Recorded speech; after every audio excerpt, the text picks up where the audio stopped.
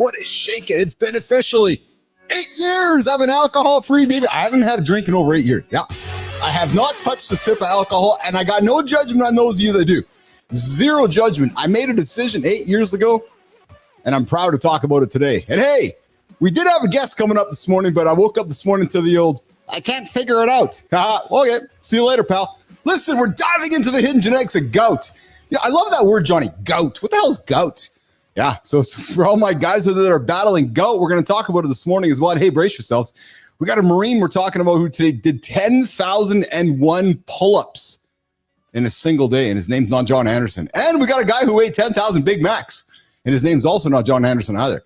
And yeah, we also got Jimmy on the buttons. We got Melissa behind the scenes. We don't have Marty here today, but we got Johnny Flores joining us in second hour here today. We're talking booze-free lifestyle. We're bringing you guys up to speed on some Winnipeg Jets playoff updates. Yep, and secret habits that are secretly aging your brains. And guys, if we have some time, we're going to talk about Anorgasmia. Guys, sometimes we are unable to finish. We are unable to empty the clip, as Johnny likes to say. And we're going to talk about the hidden epidemic of male anorgasmia. When we're going at it, we're all beating the drum, we're banging off the sides, and it's just nothing's coming out. Like, what the hell? It's just not working. It's just not working. Remember, guys, smash the like button, subscribe to the channel, drop your comments below. This is an R-rated experience for the children, so either invite the kids out of the room or introduce them to the sultry sounds of life adult conversation with Keith Bilous, Jon Andersen, producer Jimmy, and the rest of the gang here at Mornings in the Lab with Keith and Friends, your morning accountability partner, the only morning show to help you guys get your ass out of bed and consider not hitting the snooze button. Guys, you hit the snooze, you're 9 minutes behind. Me and Johnny, who haven't. We haven't hit the snooze button forever. Jimmy, speaking of that guy named John, the guy with the red hat on, the guy over there who's celebrating Cinco de Mayo, let's bring in Mr. Jon Andersen today into the lab. What's going on, Mr. Johnny? What's up, brother? How are you? I'm well. I'm passionately sweating right now because of my workout this morning, but I'm good, man. I'm happy. I'm on this side of the earth. It's a sunny day today. I'm in good spirits. I'm hanging out with my brother here for an hour and a half this morning. Life's actually pretty good. When you say this side of the earth, what's the other side? The other side's under the ground, as my dad would say. Okay. That's what I thought you were saying. How's it going? How's it going, Dad? Well, I got up on this side of the earth. I'm like, oh, that's a good answer. He's 82, and he lives for life every single day, right? He's just chasing that. Just like your mom, I learned yesterday, right? Absolutely, brother. Absolutely. Well, check this out, dude. Hold on. Good morning, Roof. We see you there, super ready for the booze-free lifestyle discussion. Yes, Matthew Roof, also best decision ever made, where he's giving it all up. I agree with you, Matt. We're going to talk about it later on in the show here. What's shaking, Johnny? What were you going to say? Sorry? Kiki ate another piece of rat poison. Dude, what the hell? I mean, she must love it. Like, I mean, she eats just about anything. Yeah. Like a little piggy. Yeah. I mean, it was like, we you can't truly verify that she eat it, but I found in the corner of her mouth, she dug a hole. So I was like, fuck, she dug a hole. She's going after another piece of that shit. Yeah. And then I found a little piece of the color of that green in the corner of her mouth. So, God damn it. So I'd called him that. He's like, so get her in here. We got to fill her stomach with charcoal, so because it stops the absorption. Yes. I'm familiar with it. And they gave her another vitamin K shot. They're like, this vitamin K can get toxic, so you got to keep her away from this shit. Dude. Like, fuck, man. Excuse my language. Oh, dude. Crazy. Don't excuse your language. Don't poor Terry, dude. Change your behavior. It just freaking melts poor Terry. I mean, and I say melt, like emotionally melts her. Like when we got back, she's like, honey, I just need to go read for like 3 or 4 hours. She just needed to completely unplug.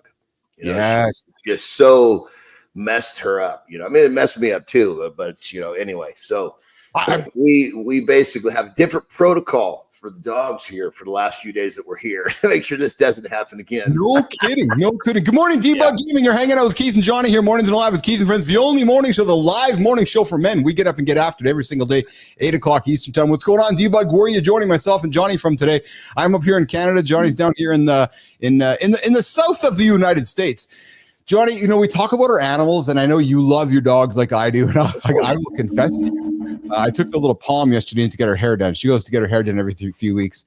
And brother, I got to tell you, man, I drop her off and she whines. My eyes get all sad. And listen, I know she's fine. Everything's great. I get emotional when I leave my dog and she's crying for her dad. I just do, brother. I just do. Nothing wrong with that. Yeah.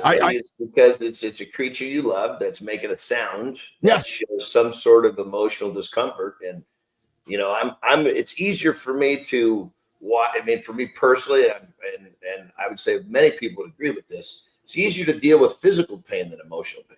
Yes. And I would say, brother, I think it's easier dealing with human pain because you can communicate with them than with your animal who can't communicate back to you.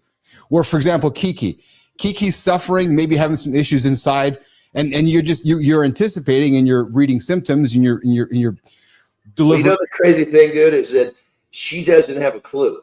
I mean, literally, dude. That's like the worst part about it. It's like it's like a kid. Have you ever seen like a kid like?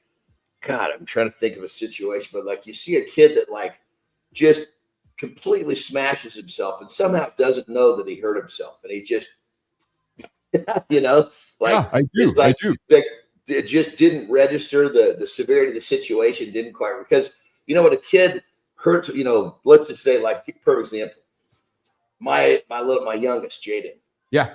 We were really big on when something would happen, we wouldn't react. Like, because if something happens to the kid, you go, "Oh my God, are you okay?" They're going to give you that back. They're going to start crying. Yes. So, dude, so there's this in our old house up in the Bay. Yeah. There's a hot tub built into the deck, and there was a trap door. Well, I had the trap door open as I was doing some of the hot tub. It's probably 4 feet down to the ground. Somehow, just completely backed into that hole and just fell into that hole. Boom, on her back. And I was like, I see her go in that hole, and I was like, holy shit. So I go running over there. But then before I looked over, I was like, "Hey, kiddo." And she's down there. She's like, "Hi, Dad." Yeah. no idea that could have been like terrible. That's Kiki, dude. She's like, Terry's looking at her going, "You could die from this." She's running around eating leaves off the ground. Yeah. Just clueless. Just clueless. Oh, shit. I love it. Hey, yesterday or the day before, we talked about a dude that did what was it, 10,000 push-ups, was it, or 1,000 was it? Yes, yeah. Remember, it was 10,000. Some crazy thing, and it was like he got called for not having good form, so it wasn't just banging him out. Yeah. So believe it or not, there's a guy. You might have heard my opener here. I found a guy. His name's Truett Haynes. Johnny, on February 1st, 2024, starting at 11 a.m., this guy did 10,001 pull-ups in 24 hours. I think what's his name? David Gout, runner. Yeah, doesn't he done some crazy shit like that too? Didn't he have the record? This guy take it away. So too. That's what got me interested in this one here. But this guy here, so this guy now has the title, driven to reclaim the title. Haynes undertook 6 months of intensive preparation, including daily pull-up routines. Over 6 months, he did over 120,000 pull-ups, so that he was able to train to achieve 10,001 pull-ups in 24 hours. Like, brother, what do you think the lesson is here? I mean, the first thing I'm thinking about is that people don't understand when you do something like this. His hands would just doing that for 24 hours. His hands would be swollen and covered with like nasty blisters. Like I actually put a picture of my hand up after I did that. That was one set of power cleans, 100 kilos, 220 pounds for 101 reps. Yeah, which probably took me, I don't know, wasn't that? I mean, it's a long time it felt, but it was not 24 hours. It was one set. It's probably 10 minutes, 5 minutes. I don't know. That was my hand after that type of abuse for 10 minutes. Can you imagine doing something like that for 24 hours? I can't. No, I can't. Keep in mind, 100 kilos, 220, that's less than my body weight. Yes. Right? So when you're hanging off of a goddamn pull-up bar, it's even more stress on your hands. You know what's incredible too, and I've talked about this you before. I've talked about the power of the 2.5 pounds that little plate that can just stop your whole day. You know, you're crushing 300, you put 2.5 on each side. Okay, I can't do 305. Use that as a metaphor. Put it over here. I feel like it's the same thing with our what's the word I'm looking for? Our appendages. You hurt your little toe, or you hurt your toes on your feet, or you hurt your fingers on your hand, and there's such little appendages, but yet the impact that they can potentially have on your overall body performance is incredible, isn't it? Like you fucking bust your toe or knock your little toe and you're trying to do something significant in the gym, and this little fucking toe's not working for you. That whole toe can wreck your whole world, Johnny. Oh yeah, for sure. For sure. I mean, you even like a hangnail or something like that. Yes. Those things get infected. It's like, I mean, a couple different times I've actually dropped shit on my feet, and like my big toenail has come off. Yes. Right. And that first little phase before it comes off is brutal. Yes. Yes. You know? I mean, it's to the point like you're talking about. It's like you just don't realize, you know, like not being able to put on a shoe, not being able to do this, not being able to do that, you know, because the thing is just so excruciating. You have to just wait for it to kind of pass by. I bring it up because we on this show talk about mental resilience. We talk about overcoming obstacles. We talk about powering through. We talk about showing up, you know, our the pillars of our conversation. And when I think about the Marine who does 10,001 pull-ups, and I come back to what you said, imagine his hands, right? Oh yeah. It's like, that's what people aren't imagining. Yeah, you're hitting it on the head, dude. It's that like, little appendage that he's not doing anything with those hands for probably 10 days. Yeah, like there could be one little callus on his hand that's just like this wrecking the whole thing. And what I'm getting at, Johnny, is that everybody's thinking about the 10,000, the 24 hours, everything else, but there's something on his hand that you and I can't see that's actually mentally fucking him up. That's fascinating to me in many ways. Well, you totally. And keep in mind, I'm sure we could find some footage of this of people that have done this. Yeah. But his hands, it's going to be multiple blisters, but his hands are going to look like they got elephantitis. They're going to be so fucking swollen. Like his fingers are going to be fucking fat, like probably 50% bigger, because the body's sending so much fucking fluid in there trying to heal what's going on. And they're just, the whole things are just look like fucking big bear claws and all swollen and red. And, you know, God knows how many places it broke the skin with blisters that are breaking. Yes. You know? Yeah. This to me, there's another example. Again, talk about it here on the show. Extraordinary achievements. They require super discipline, super prepared. And the last comment I will make on this is, again, we've talked about this before. What's the worst thing that's going to happen to him? He's not going to die. Okay, so he can't use his hands for a week. He can't, you know, and again, it's one of those situations where we're like, oh, I can't, I'm gonna, what's going to happen to you? You're not going to die. Okay. You know what I mean? Like, I'm going to give it a shot. You know, that's a really good, check this out, brother. You're bringing up a really good point. We've never talked about this before. Yeah. So obviously, what's the worst? He's not going to die. His hands will be fucking swollen up. He might have to try again because he didn't get the record. Exactly. It's the worst possible case scenario. Yes. Yes. But, you know, so our bodies are this is the way I look at it. Our bodies are like a vehicle, right? Yes. You got to take care of your vehicle so that you can drive it for the duration of your life, you know, absolutely. 90 years. But when my life is over, I want my vehicle to be completely used up. I don't want my vehicle to be with lots of mileage left, because I don't believe that we were given these bodies by the universe for us to, we're supposed to care for them. But we're not supposed to, we're supposed to use it. It's the part of us that it's the transport device. Yes. Yes.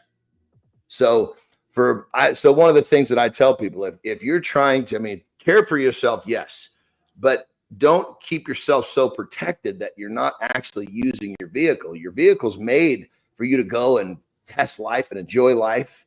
You know, put it in 4-wheel drive, get outside the fucking lines. You know, when I die, I want my shit to be just fucking completely used up. Oh, I love this. I'm leaning into this one because I got something to say to you. I had a grandmother, and I love that. I love the excitement, dude. I had some family members. I go to the house, and all the couches are still wrapped in plastic. Perfect example. I want you're gonna fucking will the couches to the next generation, for Christ's sake. What are you doing? $1,000 in couches, and you left them wrapped so that you can resell them for $6,000 one day. Fuck that, man! I'm sitting on the couch and I'm putting my sit on the fucking couch, 100%. Sit on the fucking couch.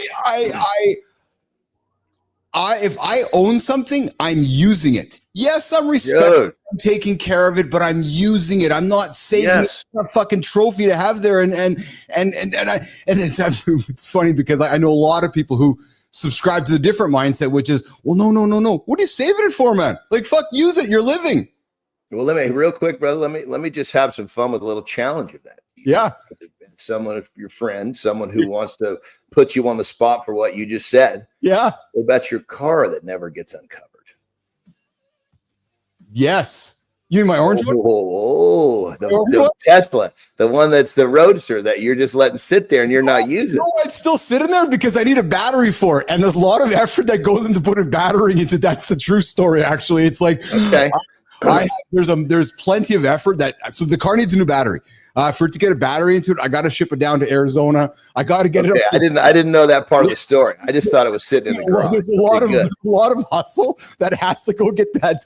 So it's like you walking out into the garage, looking at the G-Wagon, and you're like, oh fuck, man! In order for me to drive it, I got to do this. Then you turn around, and walk back out of the garage, and you go, "I'll deal with it another day." I'm that guy. I'm kind of procrastinating on that at the moment, to be honest with you. No, and that's okay. It's just not like you're sitting around on your ass doing nothing. No. But on that level, brother, we get people all the time. Like people say, "Well, God, you've got these." Is G-Wagon, is G63 or a 911 really a everyday commuter car? Well, number one, we don't commute, but number two, we buy this nice shit because we like it and we want to use it. Yes. And is there gonna be more miles on the vehicle? Yeah. At some point, will we need to change it in for another one? Yeah. But this is fucking part of, you bust your ass, you create some fruit from your labor. Yes. Enjoy the fucking fruit, for Christ's sake. Don't just put it don't wrap it in plastic and fucking try to preserve it as long as you can. Fuck. Man, I'm with you. I'm with you. All right, let's do this. So you're gonna step out for a break. We'll do the accountability check-in. Let's come back. I found somebody I'm going to share with you who's been. So actually, Jimmy threw something on the table here. We're going to have some fun with it. So Jimmy, we're going to John is going to step away for a quick little break. We're going to do the accountability check-in and keep rocking and rolling this morning on Mornings in the Lab with Keith and Friends. It's Friday. Big Jet game tonight, Roof. Yep. 7 o'clock Central Time, Winnipeg Place, St. Louis. I'm apparently dating the show right now. Yeah, it's Friday, May 2nd. So the evergreen content of today is being dated very rapidly. The Jets are playing St. Louis. We're going to get after. We're going to beat them. We're going to go to game 7. No, you guys can't go to game 7. I got a busy Sunday. I got dance recitals. I got my daughter's first communion. I got a lunch thing going on. So my friends in the Jets, you got to win because I can't watch you on Sunday. All right, listen, you can't expect the world to accept you if you're still rejecting yourself. Nope. I used to wait around for that proof when I was good enough. Deep down, I looked in the mirror. I hadn't even accepted myself because every time someone praised me, I'd brush it off. Every time, except yesterday. So, Keith, why do people tune into your show? Oh, because of me and Johnny. She's like, yeah? Oh, yeah, true story. But every time we hit a win, we downplay it. It wasn't humility. No, it's actually frankly full of humility. It was self-rejection in disguise. And here's what I learned. If you keep rejecting the man in the mirror, no amount of applause will ever be enough. Real confidence doesn't start on stage. It starts when no one's looking. The constant message that myself and John perpetuate daily on this show. We hang out with you guys for an hour to 2 hours every single day. But what you don't see is the 22 to 23 hours every single day that gets into getting us here every single day. It's when you look in the mirror and you finally say, I accept this version of me. Right, Matthew Roof? Flaws and all. That's when you know you're moving forward.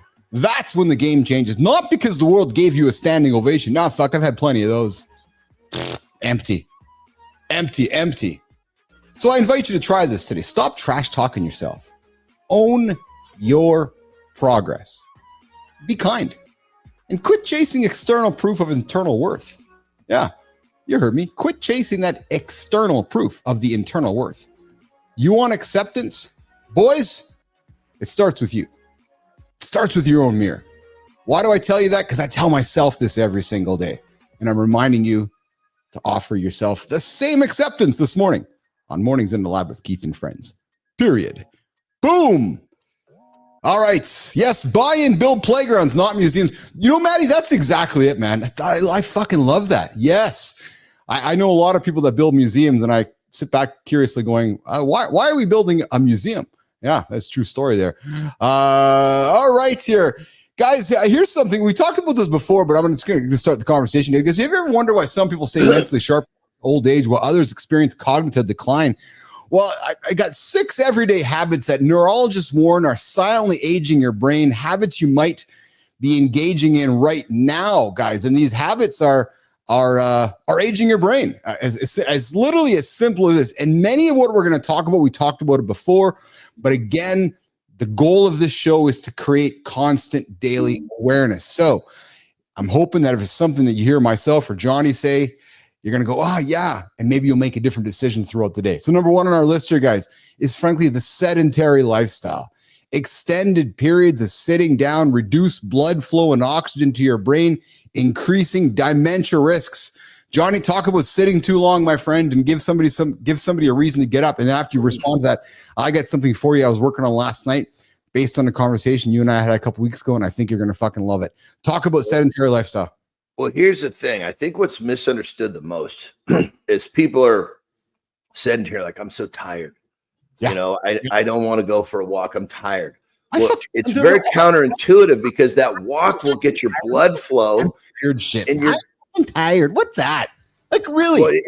Well, here's the thing. What people are not understanding is they think that they believe what they're saying. They're not fucking tired. Because they've not well, here's the thing. Once you go for that walk, you start to move, your blood starts to circulate. You feel better. You have more energy. The reason that you're sitting so long and you feel like you do is because your body's at like this really low idle.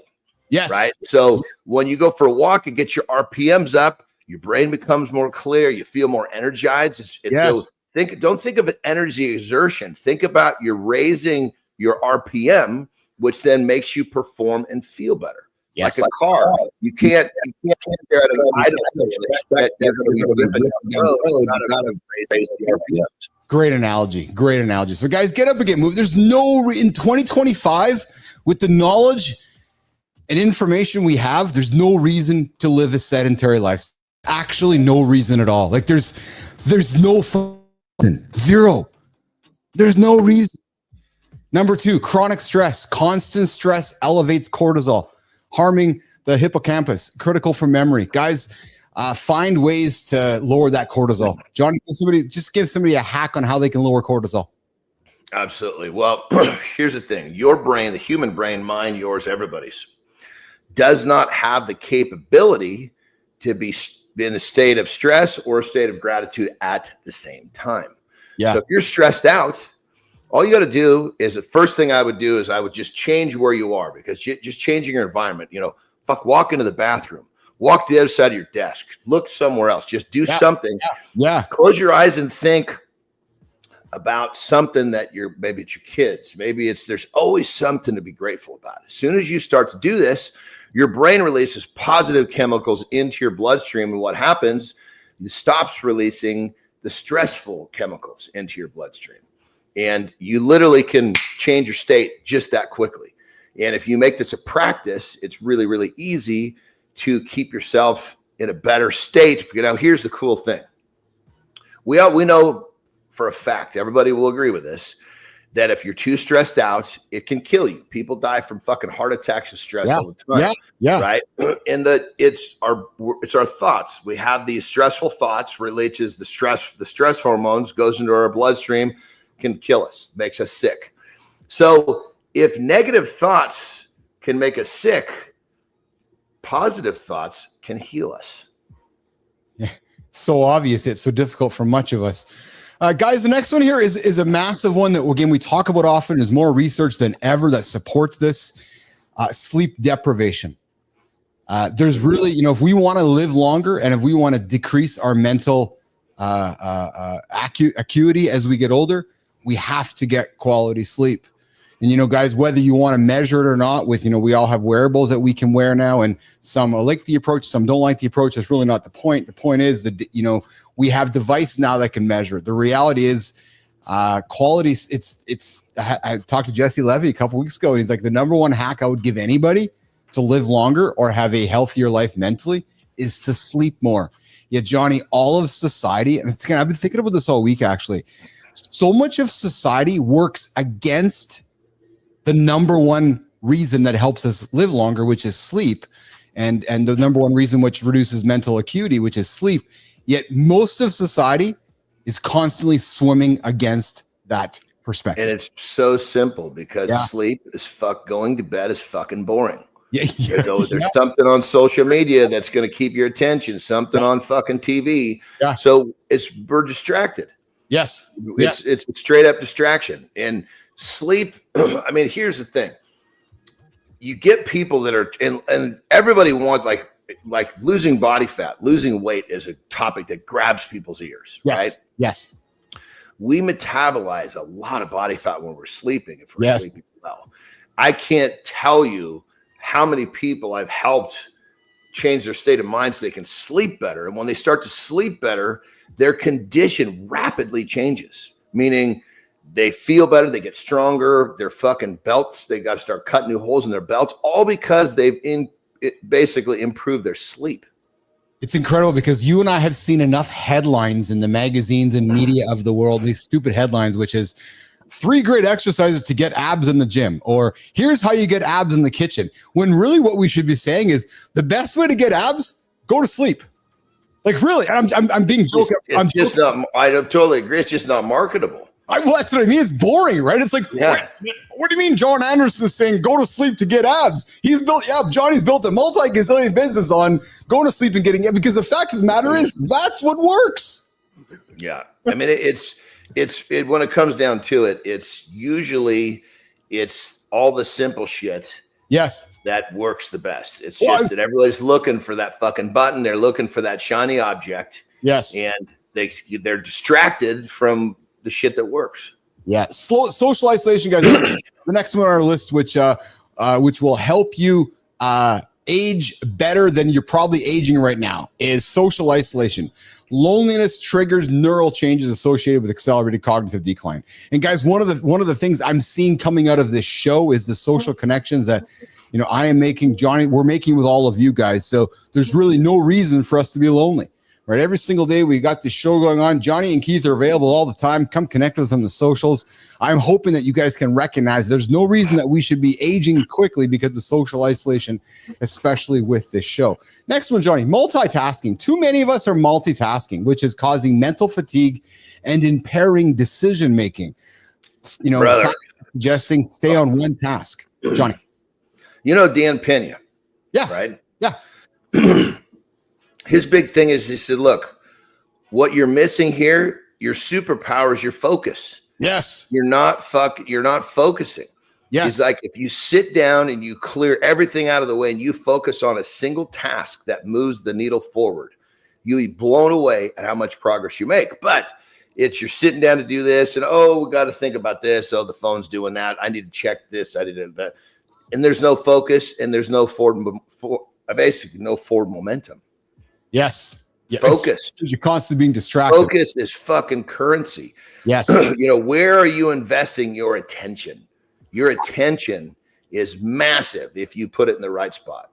100%. And last one, guys, it's going to help us age better. Good morning, Amy Reiner. See you there in the comments. Thanks for joining us this morning. We're talking about, everyday habits that are secretly aging somebody's brain.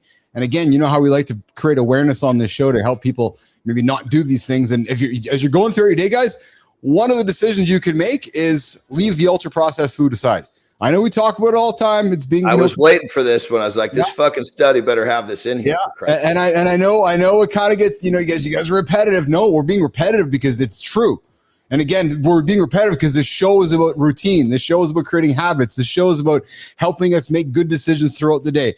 And if something I say or Johnny says about ultra processed foods help you right now go through your day going, I think I'll choose the egg today instead of that ultra processed crap, then Keith and Johnny won. So guys, stay away from the ultra processed foods. Jon Andersen.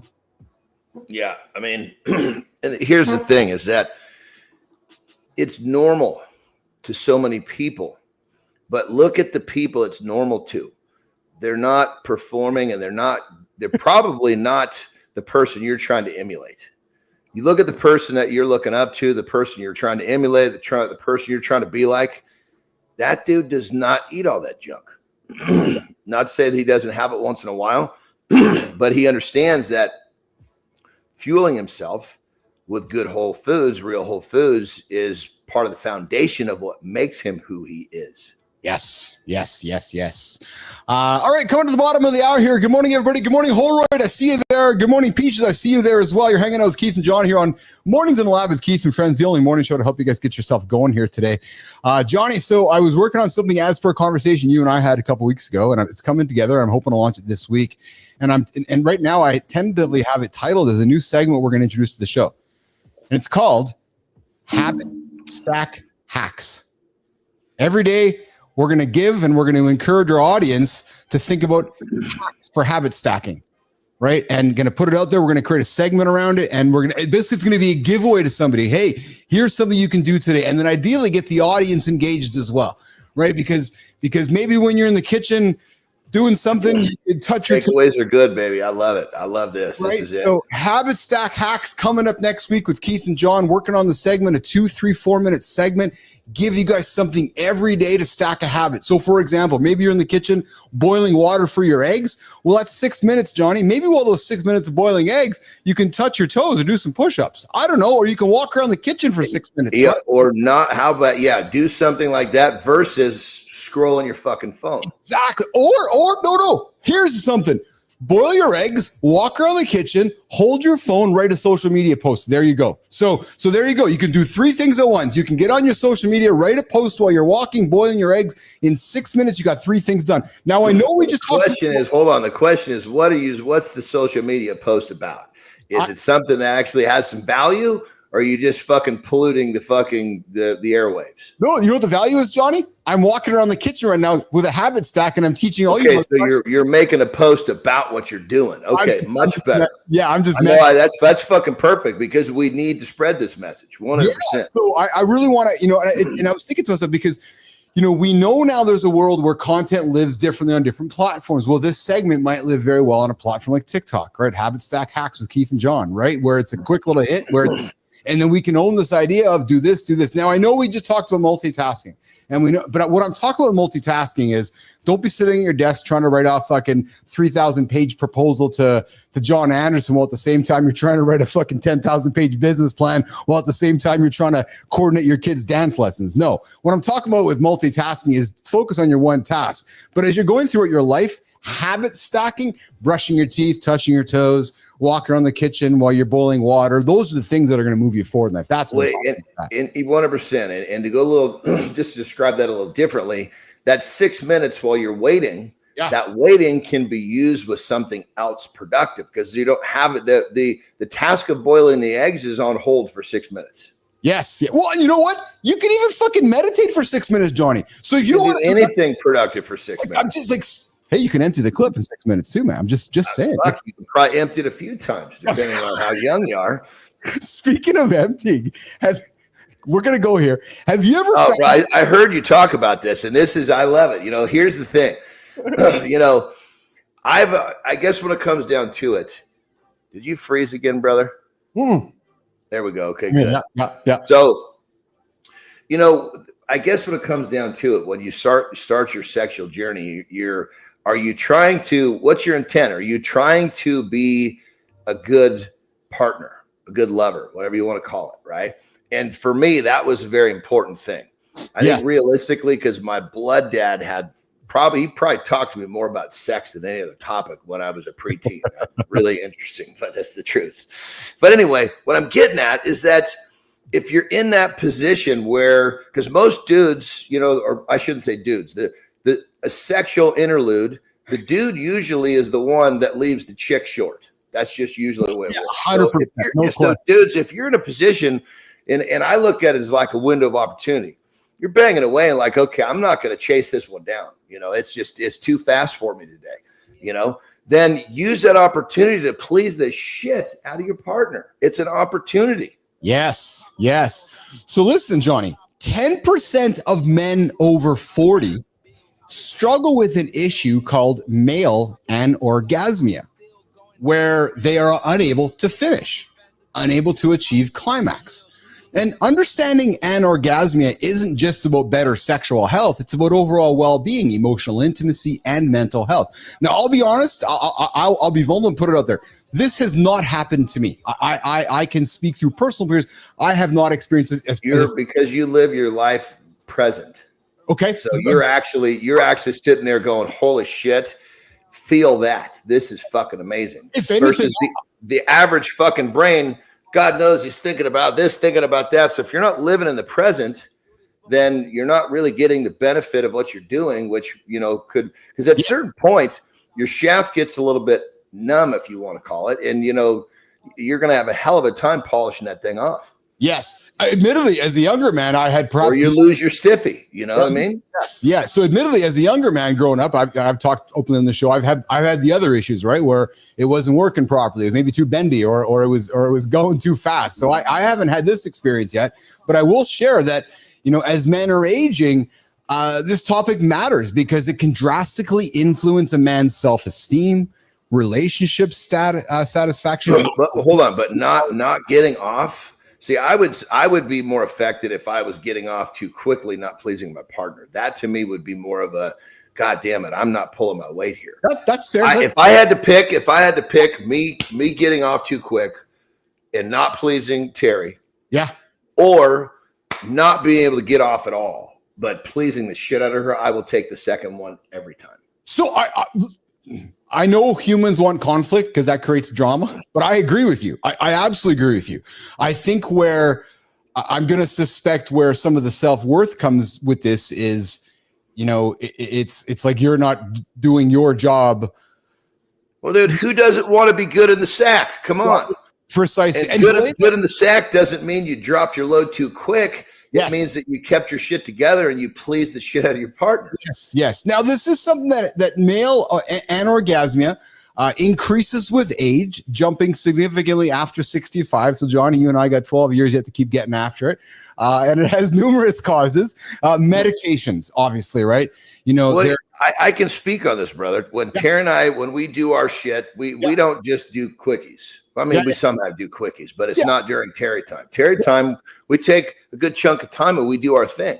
Yes. I would say maybe 25% of the time, maybe 30, this happens to me, but I have zero problem with it. Yeah. Because when it comes down to it, it's the whole experience. Did she enjoy it is my number one concern. Well, and I'm appreciative of you saying this, Johnny, because you've dropped the curtain on. It's okay if one does. It's okay if you don't finish.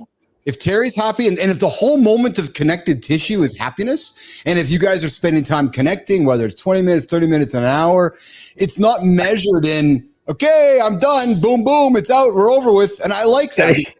I mean, I'm still having trouble with this thought process. Let's just take this show. Sure. Let's just say that this show was great for me and fucking sucked for you. This would not be a long-term relationship. Yeah, you're right. So it's like, okay, let's just say that we're two gay men. Yeah, yes. The same rules apply. 100%. If it's fucking great for me and it's terrible for you, we're going to have fucking problems. Yes. So one of the things that I think about, obviously not only with sex, but other elements of my relationship with Terry, I know that if I am basically pleasing her, if she's happy, that's the security of knowing that our relationship is strong and stable. Yes. Yeah. Well, and it's interesting to hear you say, Johnny, and I love that you're talking about this because this really comes down to relationship dynamics, right? And communicating with our partners. So men, as we're getting older, and I'm really glad we're having this discussion because men, it's going to happen. It's going to happen as we're getting older. Imagine your 30s, your 40s, your 50s. The reality is, as I've learned, and as Johnny's talking about, it's the entire experience. It's not just the drive from point A to point B at emptying the clip. It's the entire experience because men, and you know what, here's the thing, Johnny. The young man Carter threw it on the table a couple days ago. Failure is going to happen. How you react to it's how you're going to be judged, right? He's like, so if we want to say that failure is not able to orgasm, well, as Carter said, it's going to happen. So, well, but 100%. Now, let's just add one more element to this. Yeah.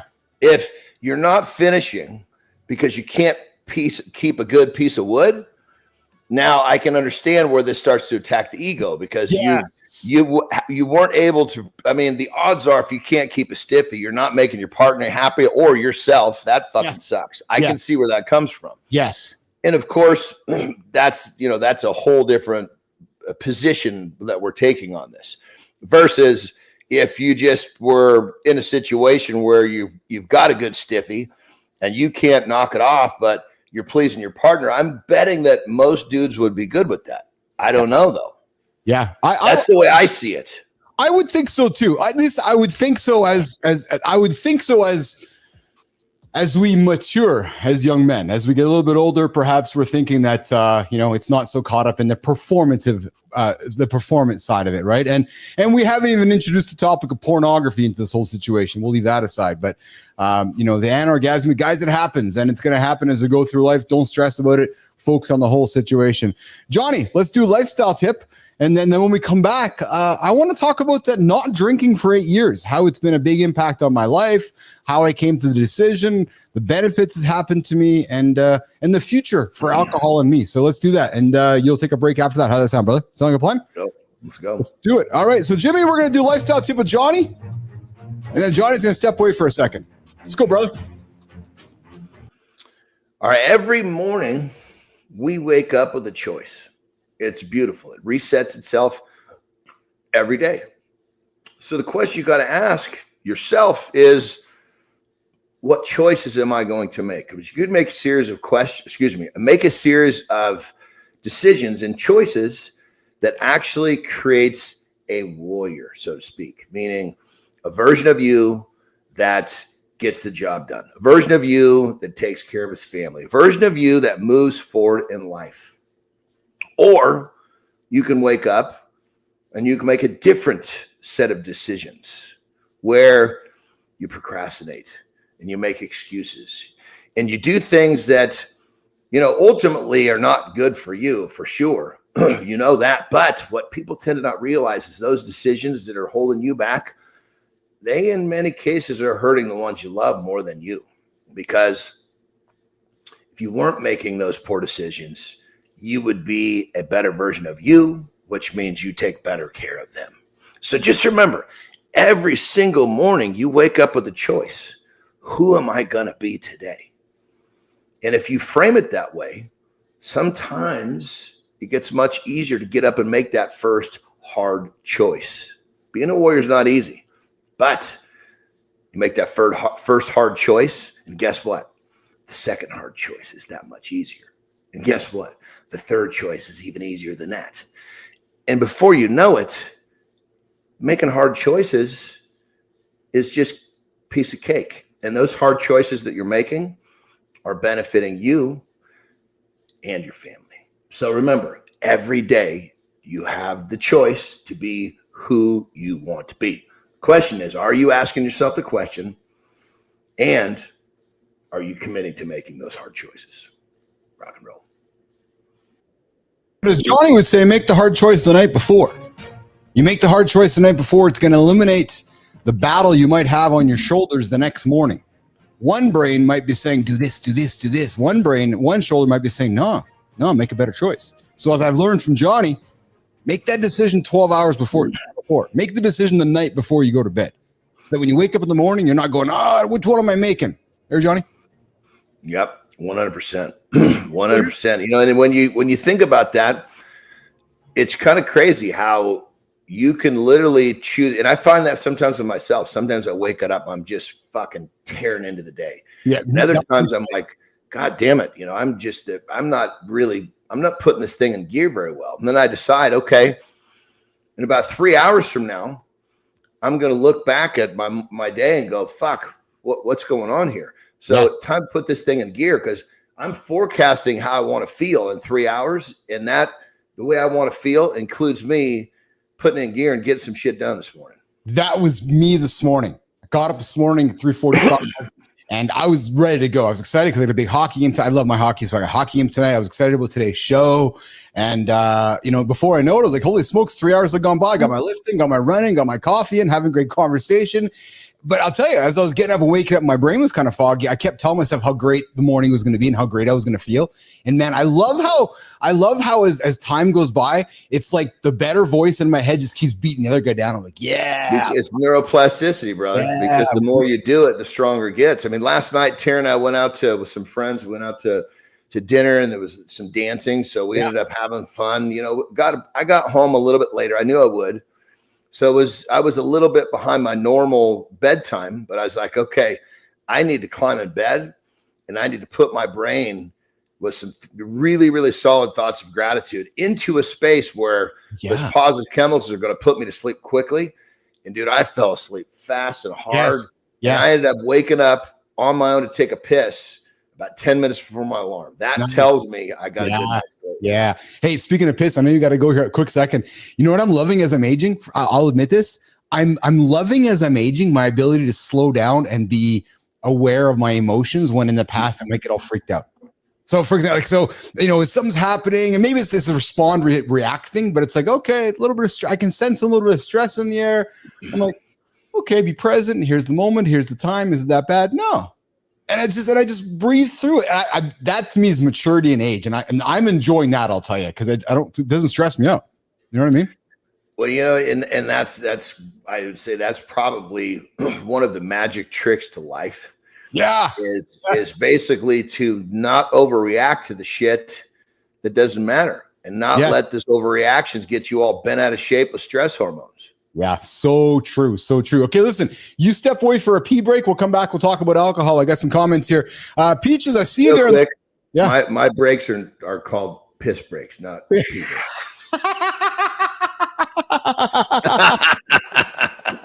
Yeah, give me a piss. Here I go. Jimmy, get me off the screen. Johnny's going for a piss break. I am going to keep it rock and rolling. Peaches, I see your comment there. Peaches, let's see what you got here. Too much information, so I need some male advice. So my partner wants me like crazy. I personally feel like 3 times a week is enough. What can I do to push it to be like a weekend thing without them feeling rejected or worse? Well, Peaches, oh my goodness, I don't know how to respond to that. I'm what's wrong with 3 times? Maybe you want to go 5 times or 7 times. Like I'm curious. So this opens up a bunch of questions for me. It's like, so are you not happy with the 3 times? Are you wanting more? Are you wanting less? Do you not like your partner as much as your partner likes you? Like, I'm really curious about this whole thing. I love it. Thank you for sharing it with us this morning. And I know that men, I'm a tired mama. It's so fun. Conversation with your partner. Maybe that's the advice I would offer out there. Because I don't know, I'm stumbling on my words because I'm one of the. I can go 3, 4, 5, 6, 7 times a week myself. So I love my partner too. So it's the same situation. Lady Drew, I see your comments as well. Exercise, fresh air, consuming healthy foods, beverages, staying away from negative stress and alcohol and plastics assist in better sexual performance. Keeping a strict sleep schedule assists in better sexual performance too. Peaches, what do you, hey, Johnny, we got Jimmy, let's bring Johnny back up here on the vertical here. To get back here because I could hear Peaches talking. So I was like, this is good. I love Peaches. Peaches is a female. I just want to make she's a female. Yeah. She's a retired mom, and the partner wants more or less. I just want to make sure I got it. Yeah, more. He wants more. Yeah. Okay, well then I guess the first question is Peaches is it not good enough for her to want more? Oh, that's a legitimate question. Yeah, I see it. You should think about it. It's like if your partner likes to go to the movies 5 times a week and you're like, fuck, it's just not that fun for me. You're not going to want to go 5 times a week. But if you're like, I fucking love the movies too. Let's go every day. Yeah. So I think there's probably a bit of an interest level, which tells me that maybe, I don't know, maybe they needed to soup up their sex life with something. Yeah, it's actually, hey, Peaches, I'm fascinated by this. I love them and theirs. Trust me. Convo has been made because I'm like, geez. Tired, mama. She says she's tired. Yeah.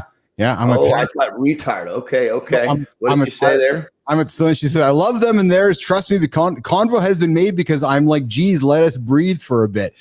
Maybe hubby doesn't want to breathe. Maybe hubby just wants to keep getting at. Hey, let me throw this to you, Peaches.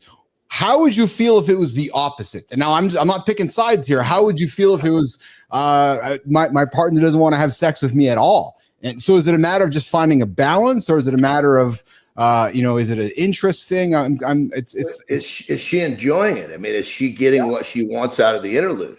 You know what I mean? Because in many cases, what happens, brother, is, and I've dealt with this in plenty of times when I was younger, is that I would get some girlfriend who had kind of a negative association with sex because of the bad sex life she had prior to me. Yes. So, the idea of pleasing her to recreate the association with sex, that was something that, if you don't do that, it's hard to overcome this hurdle. Yes. Yeah, exactly. So I'd love to keep the conversation going, Peaches. Keep filling Johnny and I and what's happening over there.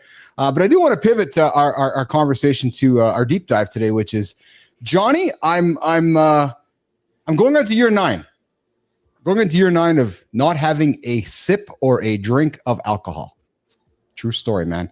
I'll never forget the moment. Actually, just coming home from an event with Lauren. We're in the back of a taxi. I'd had a bunch of drinks that night, and I want to know what's the catalyst. This is good. I want to hear the catalyst. Yeah, and I was just jerk.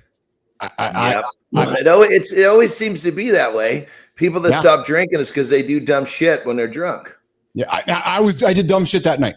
Did dumb shit that night, and nothing physical, just dumb shit. Like just dumb shit. I just was like, really, like fuck, come on, right? So got up the next morning, new relationship, new life, and I was like, that's it. I'm done with it. I don't need it anymore. I don't want it. I don't need it. I don't like how I feel when I'm drinking. I don't like how it puts the important stuff in your life at risk.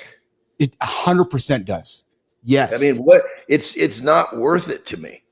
What I found though, John, for me, and I'll be really honest, is that it was really an eye-opener for me if this is something I wanted my entire life. But I didn't know it. I knew it, but I didn't know it. And I was reflecting. I've been reflecting in anticipation of today's conversation.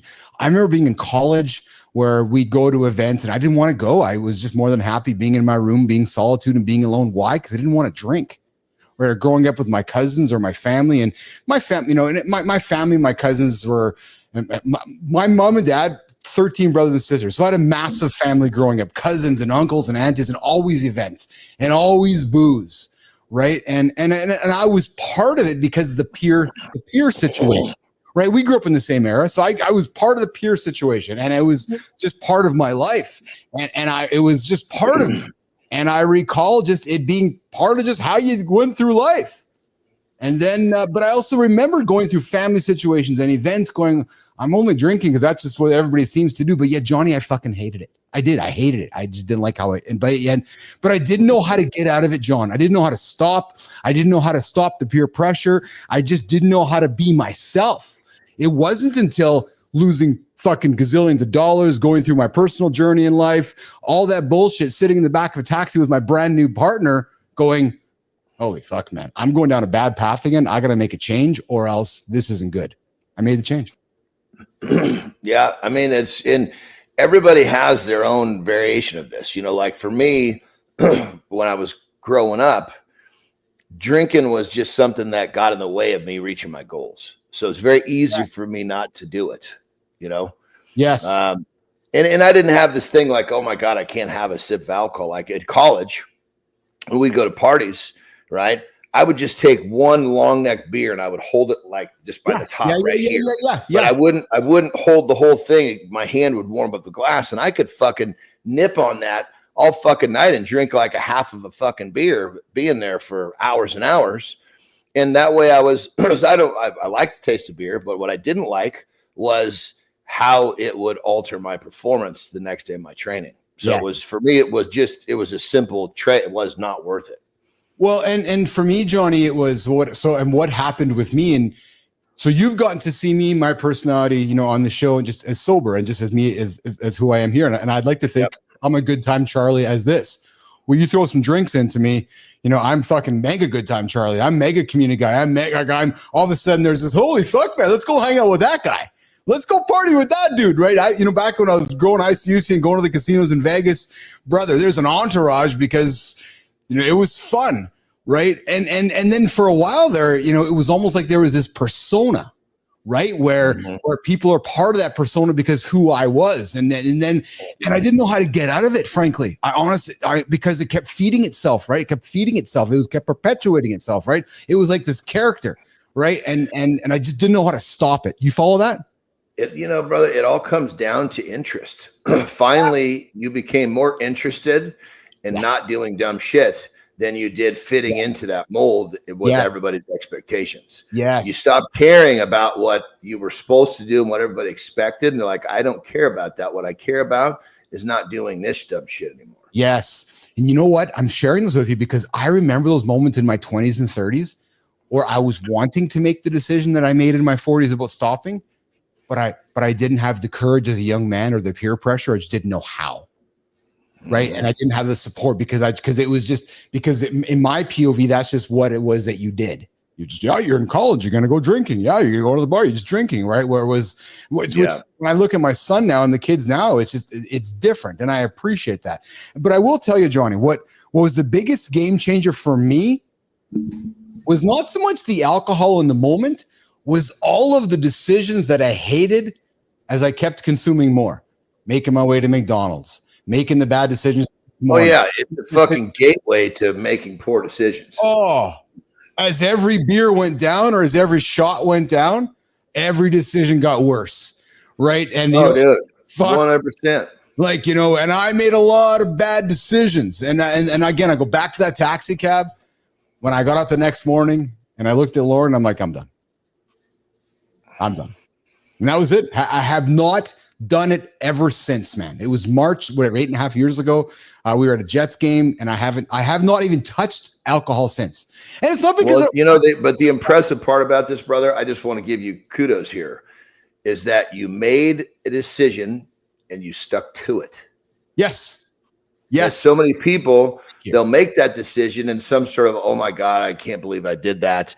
I'm never going to drink again. Until the next fucking party that just seems too good. And then and then because they break their word to themselves, it gets easier every time. And then they're in this cycle of not being able to get out. Well, and you know what happens, Johnny, is, and then, so here's the fun side of this whole equation now, right? And you can relate to this. So as time goes on and this streak starts to happen, right? Well, I haven't had a drink in 8 years. I haven't had a drink in 5 years. So it's like now it's like we're going to hang out. Keith, why don't you have a beer with me?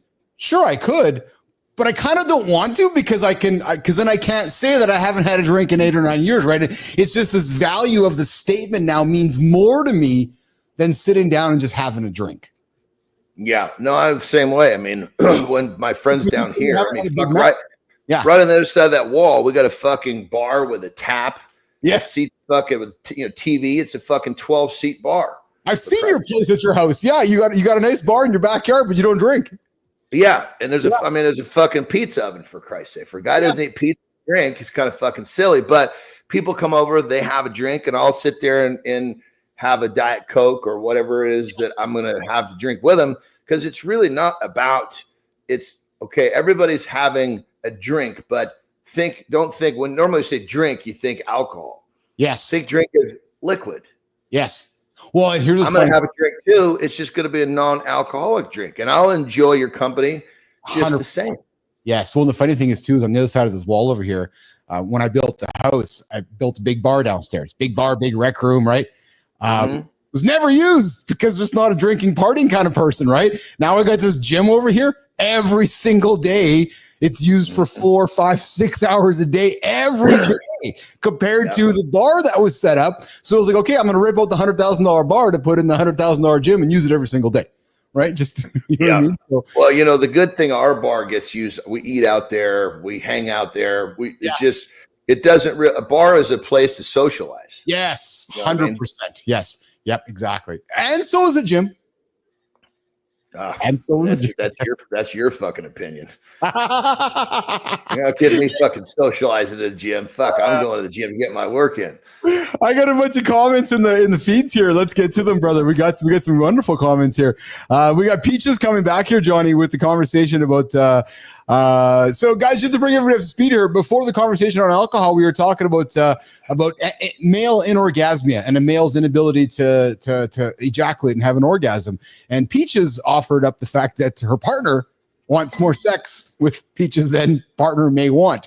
And Peaches comes in with exactly, he says the same thing. Trust me, I'm enjoying it, but I want a break.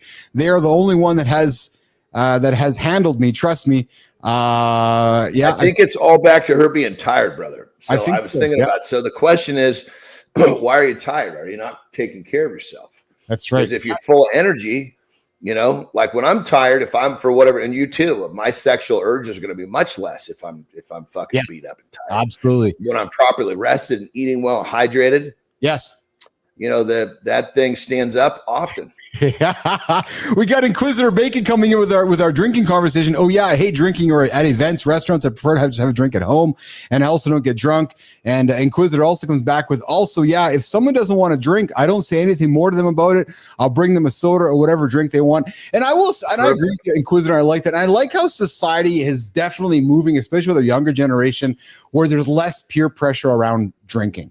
Right. I know when you and I grew up, it was like, oh, why aren't you drinking? Oh, why are you drinking? Here's the thing, brother. The people that are focused on moving forward, right? Yes.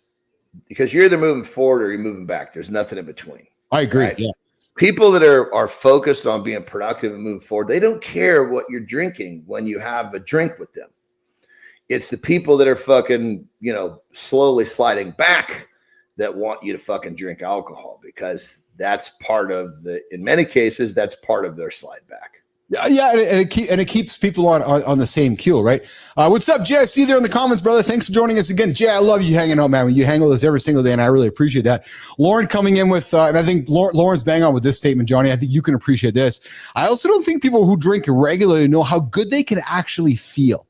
It's not even about abstaining. It's about continuing on feeling your absolute best, right? That falls right into my statement of most people don't know how bad they feel till they finally feel good.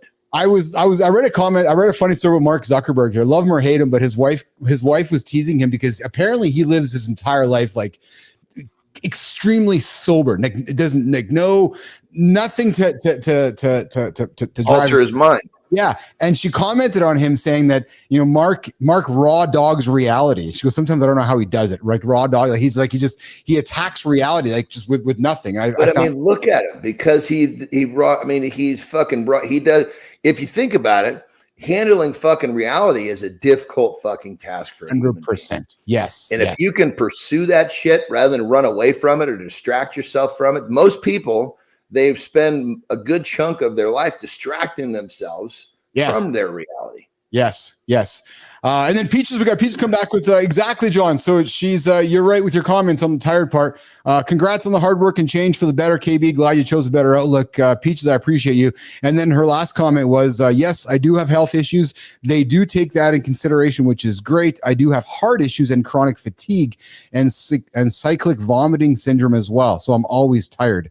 So needless to say, Johnny, our friend Peaches has a few things going on, which sounds like maybe a little bit more of the doctor's wheelhouse with some of those conditions than mornings in the lab. Yeah. And then we got Matthew Roof coming in with a conversation on alcohol. And Tony, I'll tell you something. I've been getting to know Matthew a little bit off the show. Solid dude, man. Same era of you and I. I can tell you that I think the fellow has gone on some of the similar journeys as you and I, and he's a solid young man here. Alcohol-induced regrets, he talks about. Yes, exactly. To every one of my ripe philosophical destruction, moral erosion, emptiness, relationship, all that kind of stuff. And he says, it's fun until it's not, and it becomes an expectation and a giant fucking drag. There's so much of that, Matthew. You know what happens, dude, is people think that they're fun drunks. Right, but in actuality, they're the only ones having fucking fun. Everybody around them is like, "This fucking sucks."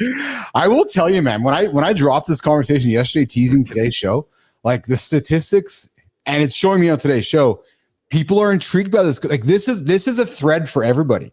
I dropped the trailer for today's show. The stats yesterday were through the roof, and then even today's show, today's engagement, like this is a topic that affects everybody, frankly, and I'm fascinated by it, Johnny. Well, I mean, if it's let's be honest, alcohol probably causes more problems for an average person than anything else. Yes, yes. Speaking of problems, here's something. Have you ever, true story for you, brother, because of our age, have you ever battled gout, or have you had any friends that have battled gout? Yeah. So my dad, and I've had some friends who've battled it, and I haven't, but I've been understanding how much pain it is in your toe or your appendages, and we're going to talk about it here in a couple of minutes. But dude, it can debilitate you, Johnny? I've never known anybody that's had it. Yeah. That regularly cares themselves with exercise and eating properly. Yeah. The people that have it Yes. don't do either. Yes. Yes. So, I'm not saying that it can't happen without that. To my experience, I've never seen someone like my buddies that have had it over the years. Yeah. I surely wasn't fucking seeing them in the gym. So there's some, the same thing. There is some new research, John. There's some new research that's suggesting that that genetics might play, keyword might, genetics might play a bigger role in gout than lifestyle choices. Now, guys, we're not saying go to fucking Big Macs and go eat your McDonald's and wipe everything out here. What I'm suggesting is that there's some research now is saying that there might be some genetics that have that might be affecting us with gout. A landmark international study involving 2.6 million people identified 377 genetic markers linked to gout with 100. But real quick, on that level, when we talk about genetics, blah blah blah blah blah. Yeah. Usually, when you look at these fucking studies, yes, there's a genetic tree that's this shit's being passed down. But the interesting part is these motherfuckers are all living their lives about the same. I was just I can't tell you how many fucking people that have come to me and said, look, obesity runs in my family. Okay, let's talk about it. Yeah. So how many of those people in older generations did they all live the same? Did some of them take care of themselves and they still had the problem? Yes. Oh, no. Yes. Okay, so does obesity really run in your family or poor habits run in your family? Well, that and then they're like, wow, I never thought about that. Well, it's because it's so fucking easy to hide behind some fucking genetic excuse. Now, people, there's no question that there can be, maybe you genetically have some sort of a fucking heart murmur. Let's just call it. I don't even know if that's a thing. But if you cared for yourself, that's going to make that genetic thing less of a risk. Yes. But this whole DNA thing tends to be something people hide behind. So they just blame it on DNA and they end up doing the same dumb shit the generations before them do. And this fucking stupid wives' tale carries on. Well, and this is what I found fascinating, John, because if you're raised in a family that has been obese by eating bad food and making bad decisions, and then that family decides to have a child and that child ends up having gout, well, of course the genetics are going to follow through with how you were raised. So when I found the study, yes, I'm putting it on the table for us to discuss, but I did find it somewhat coincidental that if it is genetics and you are living a bad lifestyle and passing it on, well, then of course there's going to be a combination of genetics and lifestyle, because you're not changing anything you're not changing anything in the cycle of life. You're just perpetuating it. You're perpetuating 100%. And I've got a really perfect example. Most people watching, I know you, Keith, have seen the shape of my wife, Terry. She's in fucking phenomenal shape. Yes. Yeah. Right. Well, there's obesity on both sides of her family, both sides. Well, interestingly enough, she started exercising when she was like 11 years old. Yeah. Because she didn't want to be obese like she saw, right? And so all of these, going back, all of these obese people in the family tree, they all made the same fucking choices. Yes. So of course they all have the same fucking outcome. Yes. It's like this is per example. These are gastric bypass people, not let's change my fucking eating habits people. Yes. Well, fuck, of course. So for those of you that think that, and even if there is some sort of true genetic disposition, it's the way that you live your life that has the biggest issue. Yes. Yeah. I got one on for me too. In my family, both sides, my mom and my dad's side, everybody has had a fucking stroke before the age of 50. No shit, eh? Everybody. There's not been one my generation. Now, keep in mind, none of them in my generation, but my brothers and I, we all exercise regularly. You know, they just, not that they were, for those times, they weren't terribly unhealthy people, but they didn't have a rhythm of caring for themselves. Oh, yeah. So, guys, what does it mean for you? First, stop the blame game. Yeah, your genes are going to play a critical role. However, talk to your doctor. As Johnny said, don't take the advice from mornings in the lab, right? But if you got some gout issues, talk to your doctor. Genetic screening, especially if gout runs in your family. There's something to be said for that. Roof, I see your comments there. Dude, have you been on a medical chart? Genetics makes you a suspect. Lifestyle makes you a sufferer. Oh, I like that. Genetics make you a suspect. Lifestyle makes you a sufferer. I have genetic rheumatoid arthritis, which is related to gout. When I was making shitty decisions, I suffered. There you go, Roof. When I started taking care of myself, healthy eating, dropping booze, boom, no problems. And I love that. There's direct results to that, right? And then we got Peaches coming in, Johnny, as well, which says, and back to the sex conversation, Johnny. Peaches, trust me, I want them just as much as but my body's like, girls, sit down. Hey, Peaches, sit down on your partner. And then he can just do all the work. But then, shit, man, he might like it if you throw up in the middle of a good session. Sit on his face, Peaches. And then she comes back with a comment on gout, which is my adopted brother has gout. And yep, he's an alcoholic. Detox moment, he and his body now feeling all the alcohol abuse. The pain has him shook for sure. I hope he sticks to some sobriety. So, guys, the reality is gout is out there, and as we get older, it's there. Don't always blame it on the food. There's food, there's genetics, there's lifestyle. There's a lot of things that go into the entire situation. And gout, I think gout represents many of the different things that you could be kind of fucked up with, so to speak, if you don't live your life properly. Yes, exactly. All right, brother. Well, listen, Johnny, what time do I have you here today, pal? We got somebody in the green and waiting to come in here. You want to meet him? I got a couple minutes. I got till 20. Okay, awesome. So listen, have you ever wondered who's actually behind your favorite professional podcast? Well, listen, spoiler alert, it's not some intern named Chad. Coming up in a few moments, guys, we got Johnny Flores. And this guy's turning the podcasting chaos into clarity. I think Johnny's joining us from the West Coast. He got up early today to hang out with us. He's going to be joining us in the lab in a couple of minutes. Before we do that, though, Johnny runs the Flores podcast production, specializing in end-to-end podcast production for small business, professional organizations. He helps clients develop podcast concepts, manage production, position themselves as industry thought leaders. He also mentors new podcasters and embraces AI. Coming up in a few minutes, we got Johnny Flores joining us here in Mornings in the Lab with Keith and friends. And we got Lauren coming back in the comments here, Johnny. On the flip side, I've been told I'm lucky because of my genetics. When my grandfather had passed away after having 14 heart attacks, my grandmother passed away of severe diabetes. People love excuses. It's true. People always love excuses. I think, Johnny, I think excuses are a way for us to validate something as a human being. Right? Because it gives us a reason to hang on to words. It gives us a reason to say, okay, well, that's the reason. Some people need to have a reason. You know what I mean? Yeah, I mean, it's, what it comes down to it. It's like, call it an excuse like, a fucking nasty goddamn illegal street drug. Yeah. If you really fucking want to find a reason to support using it, you can find it. But we all know down at the fucking heart of hearts, you shouldn't be fucking doing that shit. Yes. So however you want to fucking slice the word excuse, however you want to justify it, and you get down to the bottom of the whole thing and realize it just shouldn't be a part of our lives. There you go. And then finally, John, we got a comment from Peaches here closing it up. She says, I do and I will continue to. Thanks, buds. And hey, Peaches, so I'm going to assume when you say I do and will, that's responding to my comment of sitting on his face. Right, I'm just assuming, Peaches, that's what you're talking about there. So I'm just, and then Peaches, come back on Monday and tell us how the weekend was. Tell us how the ride was on the weekend. We'd love to hear how that feedback went. Johnny, what do you got going on the weekend, pal? I know it's Cinco de Mayo.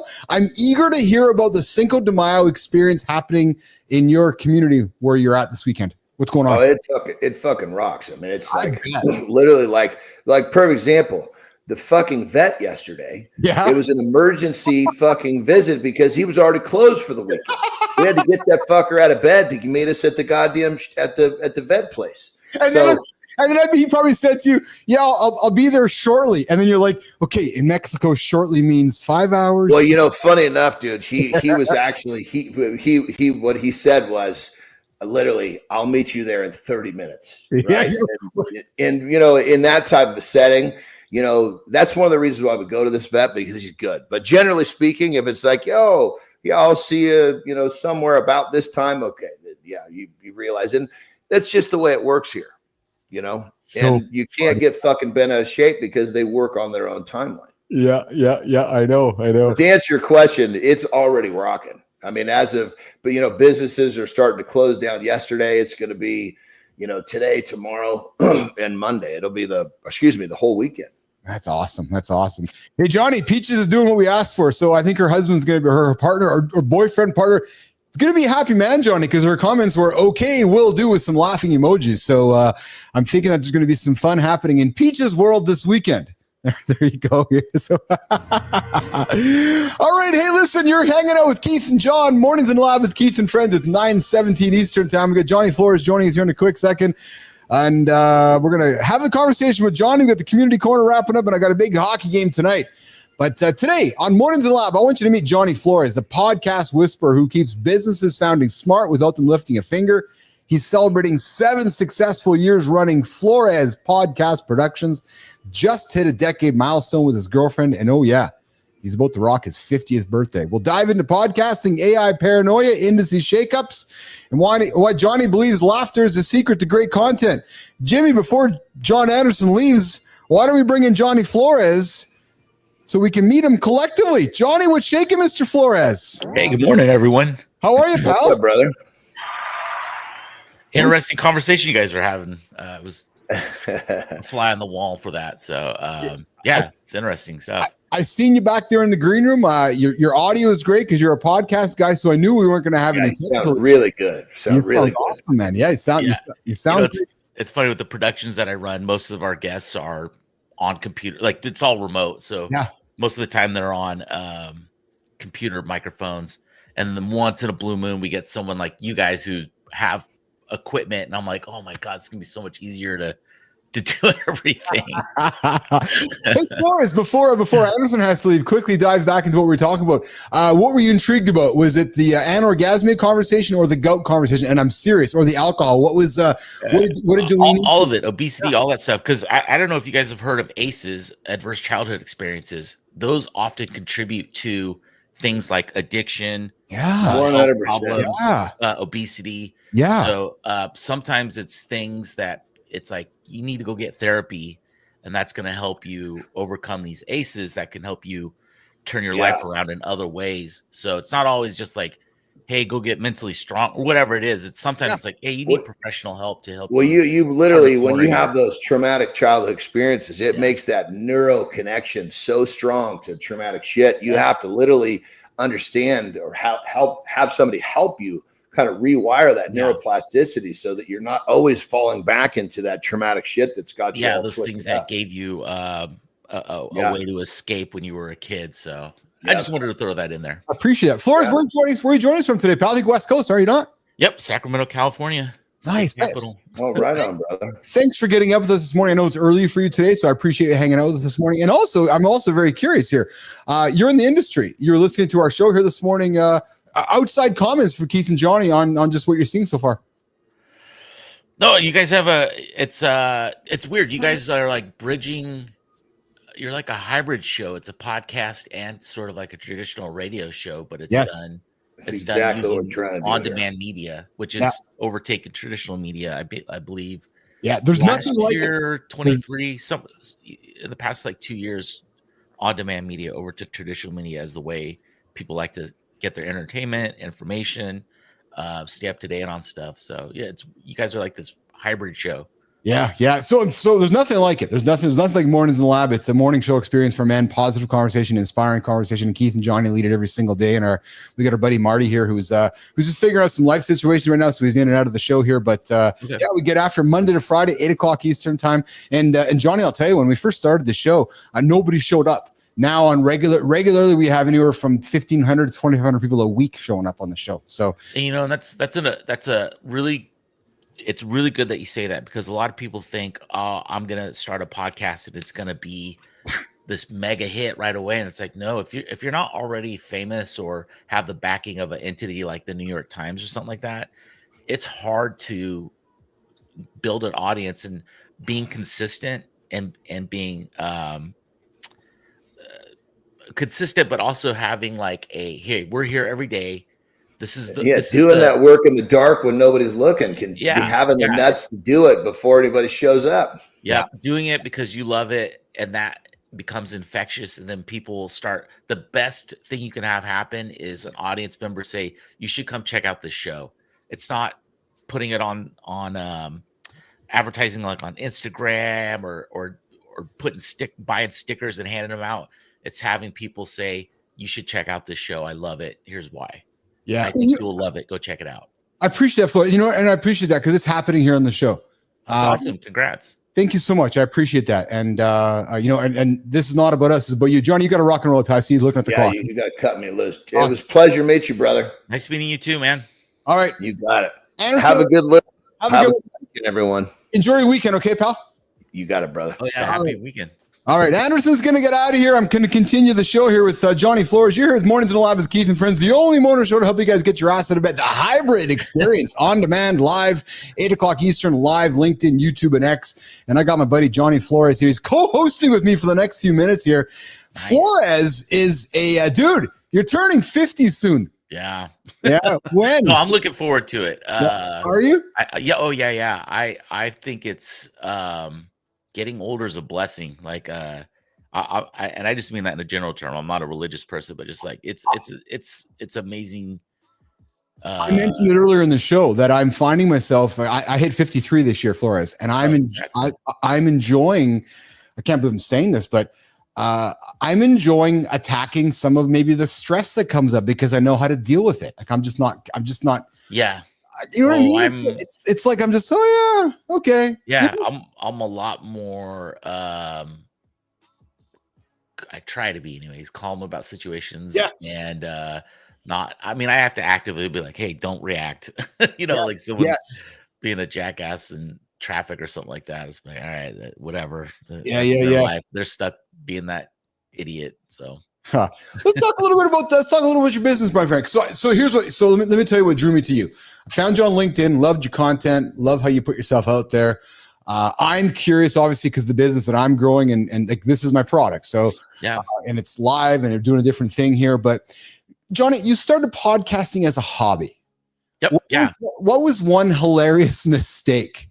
Because there's folks starting right now that when you look back on it, you're like, holy fuck, really? Like share with the audience, you know, let's get the conversation started. What was one hilarious mistake from those early days that you look back on right now and you're like, oh my God, really? There's two that stand out. Yeah. One is I had bought a MacBook Pro laptop. Yeah. This was like 2011, 12, somewhere in there. Okay. And at the time, it was the MacBook at that time had a standard plug-in, a 3.55 millimeter jack that was like headphones and microphone. Yeah. So I had been recording episodes with that, and then my MacBook took a crap on me, so I took it back. They replaced it with the new version, and I didn't realize the headphone and mic port was now just a headphone port. Oh. So, and this was right when I launched my new show that got me like my career going. And so my first probably 20 episodes, I bought all this new equipment and I was plugging it into the wrong thing. So like the first 20 episodes were just crap. They sounded terrible. And then part of that was I had reached out to this artist named Mel Ramos, who has now since passed. And he was part of that pop culture or pop art scene. So I'd reached out to his daughter and she was like, yeah, I would love to have my dad on your podcast. Do you mind coming down here to the Bay Area to record it? I was like, sure, no problem. If we get to this is great.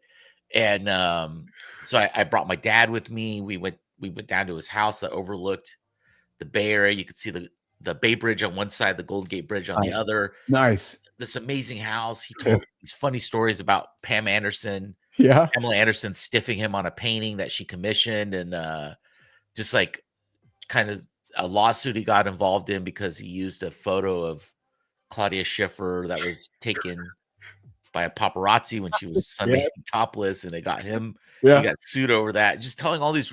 Me and him got into an argument, not an argument, but just like a heated debate about like art and what representation and stuff like that. And it was just a great conversation.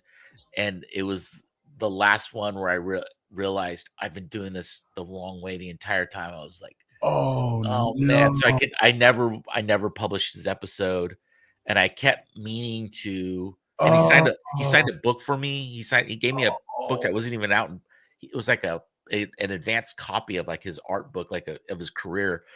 He signed it for me, and I still have that. And then I was like, okay, next year I'm going to do it. Next year I'm going to do it. Next year I'm going to do it. And then eventually he passed, and I never did it. I was like, how embarrassing. He didn't know. I wrote his daughter. You knew. You went through the whole thing with your dad in the back of your mind going, oh no, dude.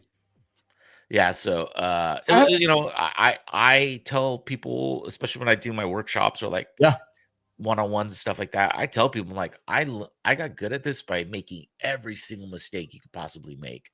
Yes, thank you for saying that. People are like, you do this live show? I'm like, yeah.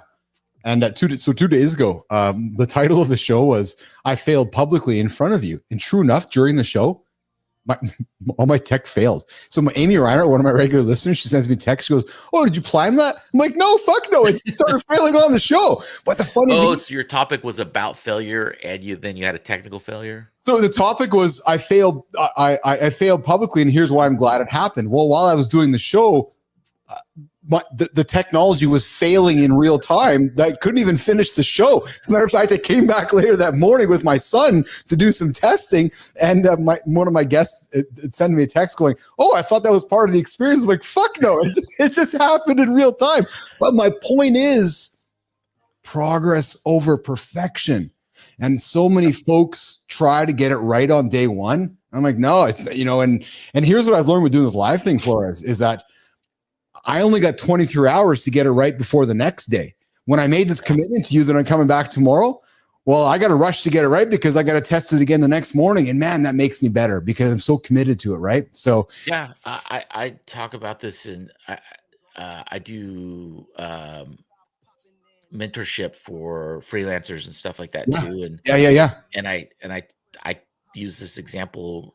I had a major failure recently. Was it took a college system, college district had reached out to me about building a podcast studio for them. Okay. Yeah. And I've done that before, usually on a smaller scale. And I didn't realize how much oversight and red tape there is in this project. And what I normally, when my clients, sometimes it's like 3 months, 6 months, where they'll be like, "Hey, we have to go back to our board and get approval for to do the podcast and stuff." I was like, I understand. Even sometimes it takes like 2 years of like, "Hey, they said they want to wait another 6 months," and I'm like, "All right, whatever." But this was like approved, and it still took 2 years to progress, and there was so much. One side telling me one thing, another side telling me another thing, and I didn't quote the project. I should have doubled the fee that I quoted them at. I should have. I didn't, and it was a huge learning. Like I learned so much doing this about like, hey, now I know my business. I won't work with an organization like that again. I was going to say, like, what did you learn from that? Because we're both the same age, and we both have gone through life going, okay, I've learned something from that situation. Yep. Tell a listener right now who's tuning in, going, oh, okay, like, what did you learn from that? Because I'm going to assume what you learned. But what did you learn? I learned because I'm a sole proprietor that something that's like where it's a government agency or that has a lot of oversight probably isn't going to be a good partner because they have so many and rightfully so. They have a lot of oversight so that they can show, hey, the public, we're responsibly spending money on stuff.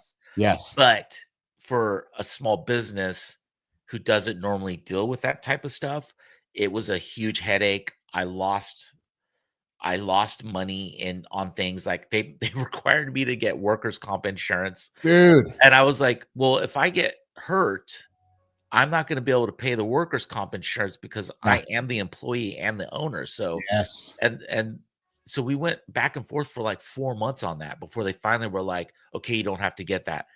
But I had to get all this other insurance. And at the time, we just had one car and I had a motorcycle, and they were requiring me to get insurance to come onto the campus to deliver stuff. And I was like, I can't get insurance on my motorcycle to do that because I will be renting a U-Haul truck because I can't haul all this equipment on my motorcycle. Yeah. So then that was like another 3 months of back and forth. But finally they were like, okay, just bring it to our loading bay. And then we'll have our guys who do that stuff bring it over. And I was like, why couldn't this be? And then, so I had to get all this like oversight insurance, which is fine. Yeah. You know, because if I came on campus and somebody got hurt, I needed coverage. Or I was like, okay, I get that. So I had this for like several months before they were finally like, okay, you can do everything. I'm like, oh, sweet. Okay. So I start coming down, bringing stuff in. And then someone in there tells me, oh, you didn't need to get that till you were on campus. I was like, you guys know how much money this cost me over the course of 7 months? Like, it cost me almost $7,000 to have this insurance, or more than that, actually. And I was just like, that had no value and added no value to the situation. Yeah, that was like a thing. I lost like a big chunk of money because of that. I bet. And then once we got things built, there was just poor communication. They weren't happy with some of the things that I installed. Yeah. I was like, you guys wanted this. You guys wanted all of this. And I built it the way you wanted. They're like, well, we need it redone this way. I was like, okay, this is why this is why something that normally I would charge like 15,000 or 17,000. I should have charged 40 or 50. I was just going to say you charge 50, 100%. And then if they can't afford it, like, okay, that's fine. Yeah. Right. Well, they could have. They just had to go to their board. Right. But it's one of those things where, you learn, and I've learned in time too. Hey, Roof, thanks for joining the show, brother. I see you. Talk to you later. Thanks for hanging out. Great lesson, Flores Superstores. I got a bolt, but great to hear you. Roof, I appreciate you hanging out with us in the show. You've been showing up every single day, man. I appreciate you. But Flores, you're right, man. I've been doing my journey in life with businesses too. And you learn long enough where if you want somebody's business, but maybe not want it bad enough, you just charge them a lot. And if they're going to say yes, like, okay, you got to make it their worthwhile. So that's called it. So I learned that with my very first client. They were jerks. And as the scope of work progressed, they did what's called scope creep. Yes, if you're a freelancer, you know what scope creep is. Yep. And I had a mentor at the time who was like, if you get into a situation where a client is toxic, you hit them if you want to work with them, you hit them with the asshole tax. And I was like, oh, okay. That's good to know. And what it is basically you jack the price up on them. And if you want to continue to work with them, you jack the price up more than you would normally, like way above like 10 or 12%. Yes. And then it also helps them say no instead of you turning it down. Yes. They just say, oh, well, we can't afford this anymore. And you're like, all right, cool, thanks. Yeah. They were jerks. And that's what, and so I hit him. My girlfriend and I went on a trip to Ireland with my family, and I sent that off to him right before we left. I was like, cool, when I get back, they'll say no. And they did. But then they're like, yeah, no, we don't want to, that's too expensive. We don't do it anymore. I was like, cool, thanks. It's been great working with you guys. And then I was like, what do I do with their files? Like, how long should I hang on to them? So I have friends. I used to be a semi-professional illustrator, and I have a lot of friends who work in like graphic design and stuff like that. And so I reached out to several of them, and I was like, hey, what do you do with the files when a client doesn't want them anymore? And, or you're not working with that client anymore. And they all said, if it's not built into the contract that they get the original files, you delete them right away. That's like cloud storage that you're paying for. I was like, okay, cool. So I deleted them 2 weeks, or no, this was like over about a week and a half, 2 weeks. I waited for my friends to respond, and across the board, everyone was like, you delete them. I was like, all right, cool. So I delete them, and like an hour later, I get an email from the host saying, hey, can we get our files? And I was like, I deleted them. You guys didn't ask, or I asked in an email saying, do you want anything from me? And they're like, nope. I was like, and you guys said you didn't want them. So I deleted everything. And so she wrote the owner, and he got on email and sent this horrible email about like, I'm going to badmouth you all over town. You did this maliciously and vindictively. And I wrote back, and I was like, you do whatever you need to do. I have a great reputation. I have a really good, even before my business was up and running, through like my podcast and artistic endeavors. And, I just have a good reputation in town, and I earned it. And I was like, do what you need to do. That's your journey, whatever. And then I closed it with, however, if you had kindly asked for your files, I would have told them where you can go and find them online. You let me know what you want to do. And like 20 minutes later, I'm really sorry. Can we please, please help us find where the files are at? And I was like, sure, here you go. I was just like, okay. It taught me so much about red flags and how to recognize them super early, which now I do. I turned down, I had a meeting last year with this company, and there was it's co-owned, and they have one of them has an executive assistant, and she was just maniacally, or I shouldn't say maniacally, like psychophantically laughing at everything they said. And I was just like, okay, that's a red flag. Like, that's the kind of like, they want people to like bow down to them and it's not authentic. Like, the behavior was not authentic to what was being said. Yes. I was like, okay, that's a red flag. And then we were in this room that they wanted to do the audio and video production in. That was like a converted industrial that had been, now it's this like hipster workplace that had a lot of concrete walls and glass. And there was these like, you see them on Amazon's like a trap for podcasting equipment. Yes. And there's those like stick-on panels that are supposed to be like acoustic treatments. Yes.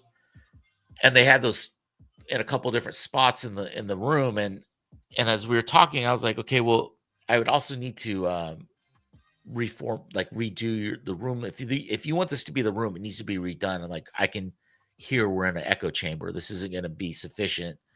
I'm going to have to charge you a lot more to fix the audio, and it's still not going to be as good as it should unless I'll put in the contract. I'll quote you a cost to like redo the room. And one of them was like, no, my husband did this. I was like, oh, okay. Does he work in audio or video production? She's like, no, but he bought some stuff online and put it up. I was like, okay, so you don't want how it is now is fine for you? And they're like, yep. And I was like, okay, strike two. And then afterwards, I reached out to a friend who had previously worked there, and she was like, they're gonna come back and lowball you really, really bad. They do this all the time with all the artistic vendors, creative vendors that they work with. I was like, okay, let me see. I'll put a package together. Let me see what they do. And sure enough, like what I quoted them at, they came back at like 10% of that. And I was like, nope. Good call. Yeah. I knew it, my gut. And I was like, okay. So 2 days, I let a couple days go by, and I wrote back, and I was like, hey, I'm really sorry. One of my existing clients wants to expand the work that I do for them. So unfortunately, I won't be able to work on your project. And they were like, they wrote back and said, well, is there anybody you could refer us to? I was like, no, all the people I know that I would count on to do a good job are tied up right now. I was like, I'm not gonna, in my head though, I was like, I'm not going to refer any of my colleagues to work with you.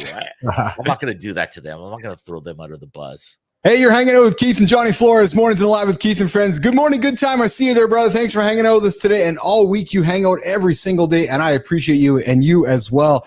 Amy Reinhardt, you hung out with us all day as well. I appreciate you hanging out with us and joining the conversation, and I know you'll be back on Monday. Amy, have a great weekend. You too. Good time. Hey, Flores, a question for you. Yeah. With podcasts hitting the big players, with layoffs hitting the big players and the industry changing, what are some surprising opportunities that you're seeing for smaller creators that are starting out today? We're more nimble. That's the thing with, like, if you're a small team or like me, a sole proprietor, you're a lot more nimble, Yeah. and you can go get clients that a bigger organization would overlook because their budgets aren't, they might have 24 employees or bigger that they have to, have on payroll. So they're going to go after bigger projects. And so someone like myself or a lot of my colleagues that I know, we can work on smaller teams or be like a downstream contractor for a bigger project. So we're a lot more nimble. We also don't have to worry about like being bought out or like that kind of uh, hostile takeover Yeah. situation Yeah. that happened. Or I don't want to say they were hostile, but there was a lot of medium-sized companies that were growing bigger that got just swallowed up by like Amazon, which Wandery was independent and they got Yes. bought out by Amazon, and then they overextended themselves on like bigger podcasters, and then when those didn't pan out the way they thought, they ended up having, we saw it last year, just there was like a scythe just knocking down people. They were just letting people go left and right. So it's some big names in podcasting too, like behind the scenes got lost their jobs. You mentioned, so AI is around us. AI is everywhere. Tools are everywhere. How are you using AI with your products? And what's the coolest or weirdest way that you're seeing AI used in podcast production? Well, you can see it on, there's a lot more AI assisted EQing.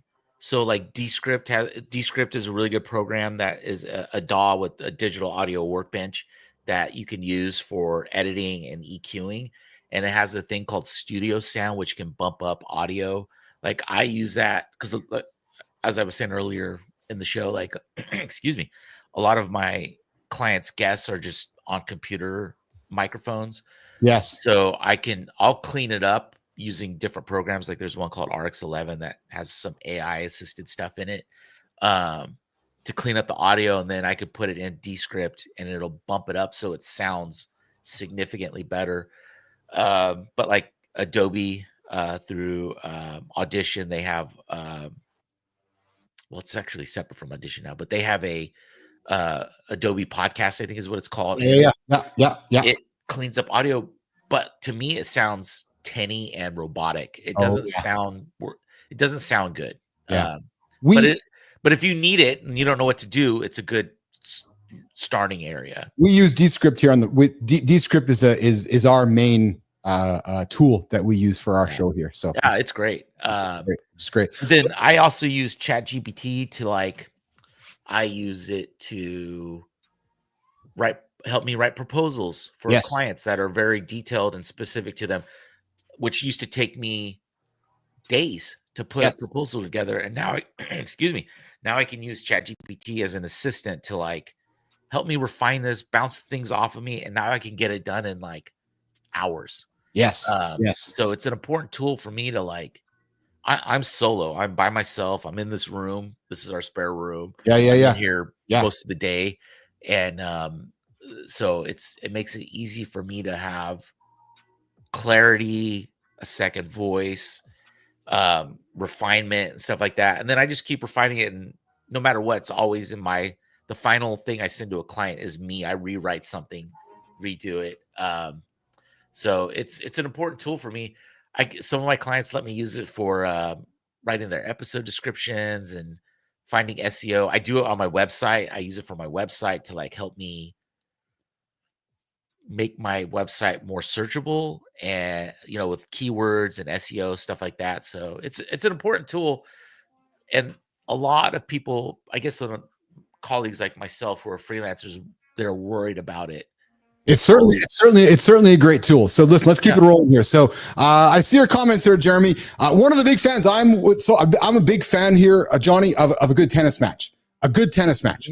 A good tennis match is a good conversation. A good conversation goes back and forth, back and forth, back and forth, back and forth. A bad tennis match is when one player is volleying the ball too much on one side of the net. Unless you're a fan of that person. A great tennis match is a great conversation back and forth. This is a fast-moving show. We got to rock and roll. Boom, boom, boom, boom, boom. Let's go. Rapid fire. Best podcast genre nobody listens to but should. Genre? Yes. Ooh, that's hard. I mean, everybody's tastes their own. The true crime stuff is on fire all the time. I think narrative podcasts that are like storytelling, it's like Night Vale is a good example of like those types. I don't think people listen to those enough where it's like good narrative podcast. Funniest podcast mishap you've ever experienced? Mishap? Oh, geez. I had on my old show, I had a person get up and leave because I was pushing back on them on some stuff and they were like, I don't have to be here for this. And they just left. I was like, all right. If your life was a podcast, what's the title? Oh boy. Dogs Everywhere. Nice. Comedy podcasts or true crime? What's your guilty pleasure? Oh, comedy. I love comedy podcasts. Nice. Closing question for you, Johnny. If your life story was turned into a comedy podcast episode, what's the opening scene? Oh boy. Me drunkenly running across I-5 in the middle of the night in Oceanside, California. Nice. Hey, you're hanging out with Keith and Johnny here, Mornings Alive with Keith and Friends. We're wrapping up our segment with Johnny Flores from Flores Productions. Johnny, how can folks connect with you, find you, and work with you, Mr. Johnny Flores? They can go to my website, florespodcastproductions.com, or can link up on LinkedIn.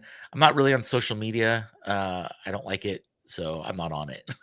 Oh, okay. Yeah, do tell quickly. What takes you away from social media? Oh, I think it's I think for young people it's addictive and habit forming. We know it is. Yeah. I think it's very divisive because you get stuck in algorithm loops that show you what the algorithms want you to see. I think it's very divisive and fairly toxic. So I've gotten it out of my life. Yeah, I can hear you. That's a discussion for another day. Jeremy Baker, have you seen DaVinci Resolve? I have. I've used it a little bit. Flores, have you used DaVinci Resolve? Great tool. Oh yeah. It's great for editing. In fact, for podcasting too. DaVinci Resolve, I'd say don't get Premiere if you're on a budget. Yes. If you're on a tight budget, you don't have the money. Definitely go get DaVinci.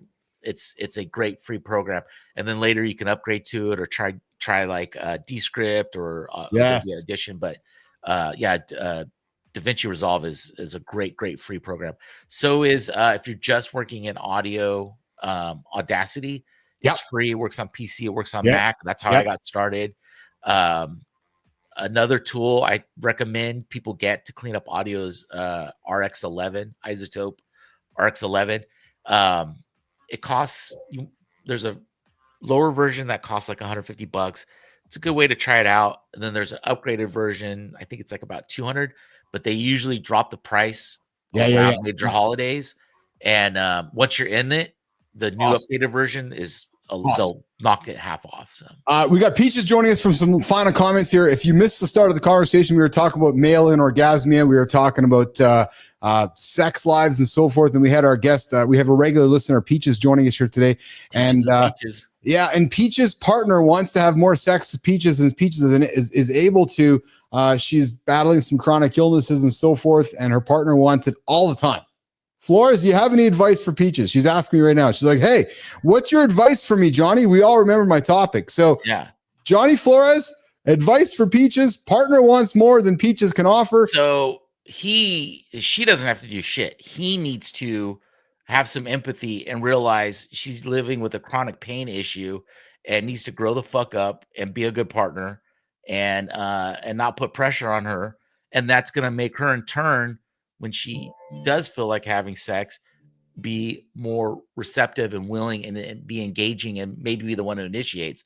So Peaches, your partner needs to grow the fuck up and get some empathy.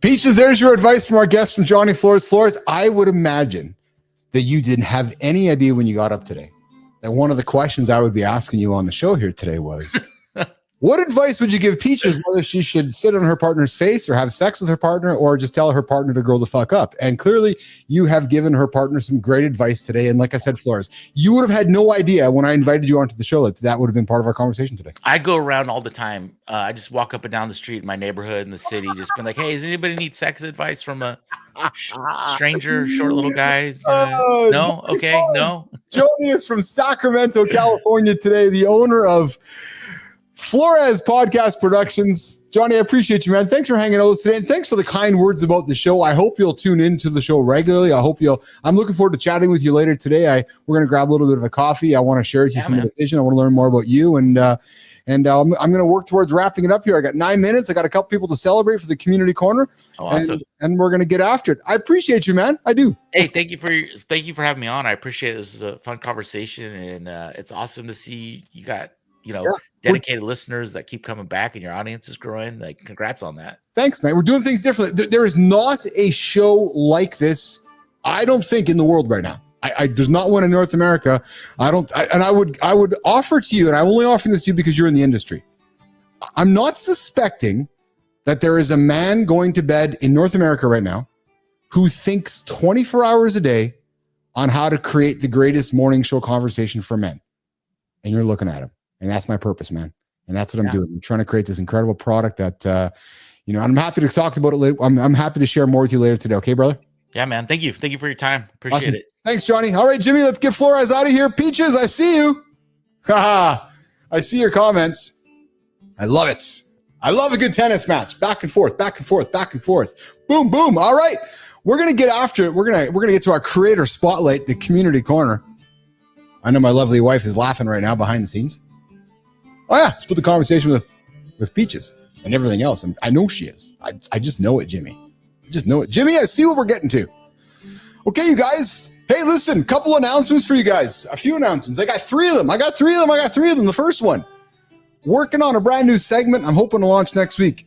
Habit stack hacks. Yes, Keith and Johnny are going to give you guys something throughout the day. Hacks to stack habits. Because we know if we stack habits, we will get things done. Example, boil water when you're making eggs, go for a walk. Boil water when you're making eggs, meditate. Boil water while you're making eggs, I don't know, if I could make a social media post. So we're going to get to that next week. Tuesday, next week, myself and Nicole Bernard, we're relaunching business and branding. Nicole Bernard is coming back to the lab, and we're going to talk business and branding. We're going to talk entrepreneurship, and we're going to offer some business advice, branding advice, marketing advice coming out of the lab with Nicole Bernard coming up next week as well. And then Jimmy, the third one, I don't fucking remember, actually. Yeah, I know there's three things that I had to talk about, but there's I got two of them out there. And then Peaches, out yelling beautiful wifey. Yes.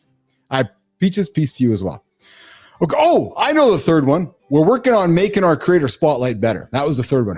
I got some ideas behind the scenes to increase the enjoyment level around our community corner, the creator spotlight segment of the show. Okay, Jim, we're going to the Substack side of things here. I got somebody in the Substack platform. You guys know we like to hang out in Substack, the only platform you own. And where you're not collecting followers, you're collecting email addresses. You're collecting people who want to read your content. You're collecting people that you want to engage with. Peaches, I hope I made y'all's day. I hope I made your day as well, Peaches. And I know you're showing up on the show because of Jimmy, right, Peaches? I know you're like, I got to go to the show because Jimmy's there behind the scenes pressing the buttons. I know you. Listen, some people choose productivity. The guy we're talking about right now chases this question behind the scenes. Why do we overthink? What's really driving our behavior? How do we raise kids with brains wired like ours when we're still figuring our own out? This guy's writing doesn't come from a textbook. It comes from lived experience. No, I'm not talking about Matthew Roof. He was on the show earlier today. No, this guy had a late ADHD diagnosis, parenthood, an obsession with what makes us tick. And instead of hiding the mess, this guy writes through it. Thoughtful, funny, sharp in the places that matter. This morning, Mornings in the Lab with Keith and Friends is excited and proud to introduce you to The Curious Detour and the voice behind it. This morning, we are introducing you to Mark. Yeah, Mark. Not Madonna, Mark. Yeah, true story. The guy's one name, Mark. If you've ever taken the long way to get to where you're going, not by accident, but by instinct, you're going to feel at home with Mark. So I would introduce you and I would invite you to go check out his Substack, The Curious Detour, and The Voice, and go see what Mark has to say. You might be surprised. Mark, I love your content, man. And listen, Mark, we'd love to have you on the show, just so I can know what your last name is. Yeah, unless you're like Madonna. But Mark, would love to have you on the show. Would love to celebrate somebody in your orbit. Would love to give you the Mornings in the Lab light and celebrate somebody for you in the Creator Spotlight Community Corner. Connecting folks on Substack, connecting folks through the power of live conversation over on LinkedIn. All right. Speaking of LinkedIn, let's get to our next one. Oh, there you go. I see that person's name. Yeah. You guys know what business is full of talk? It's talk. Did I say talk? Jimmy, was somebody talking here today? Was somebody talking for the last half an hour? Business is full of talk about systems, strategies, and scaling. And long talkers. And slow talkers, too. Jimmy.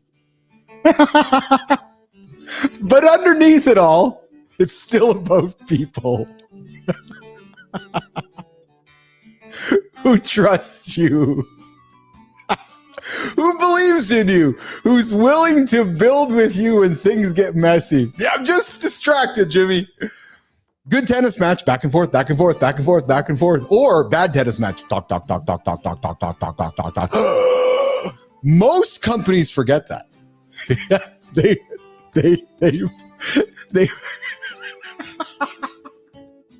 they focus on dashboards and deadlines. They lose the connection that makes everything else possible. Talk, talk, talk, talk, talk. But this creator hasn't forgotten. Nope. He knows the real work isn't just building better systems. No, it's building better relationships or better tennis matches or better conversations.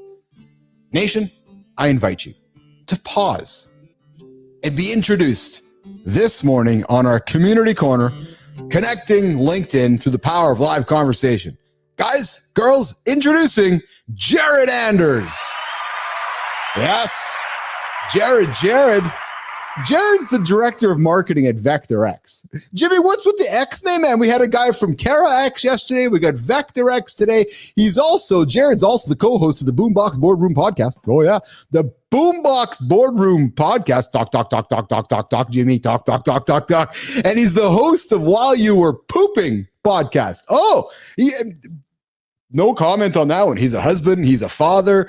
He's a future Santa. But Jared isn't just another marketing voice preaching numbers without heart. No, he's spent his entire career proving that when you put people first, everything else, revenue, growth, success, it gets stronger. Yeah.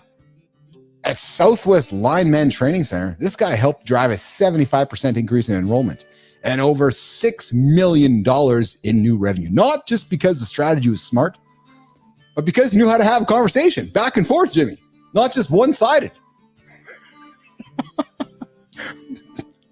No, that wasn't in my notes. Today at Vector X, Jared helps companies use Salesforce. Jimmy, I love that I have a platform, man. I love that I have this platform, this one-way platform, because I can just speak freely.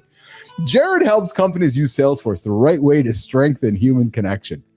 And when he's not leading marketing or fixing messy CRM problems, he's hosting, Jimmy, conversations. Talk, talk, talk, talk, talk, talk, talk. That remind us how much better business sounds when we bring a little more joy, a little more humanity, and a lot less bullshit. So, nation, I invite you to go check out Jared Anders over on LinkedIn. He's the director of marketing at Vector X. He's also the co-host of the Boombox Boardroom and the host of the While You Were Pooping podcast. Jared, love to have you on my show, brother. Love to have you on the show to talk about shitting, talk about boomboxes, talk about marketing, all that kind of stuff.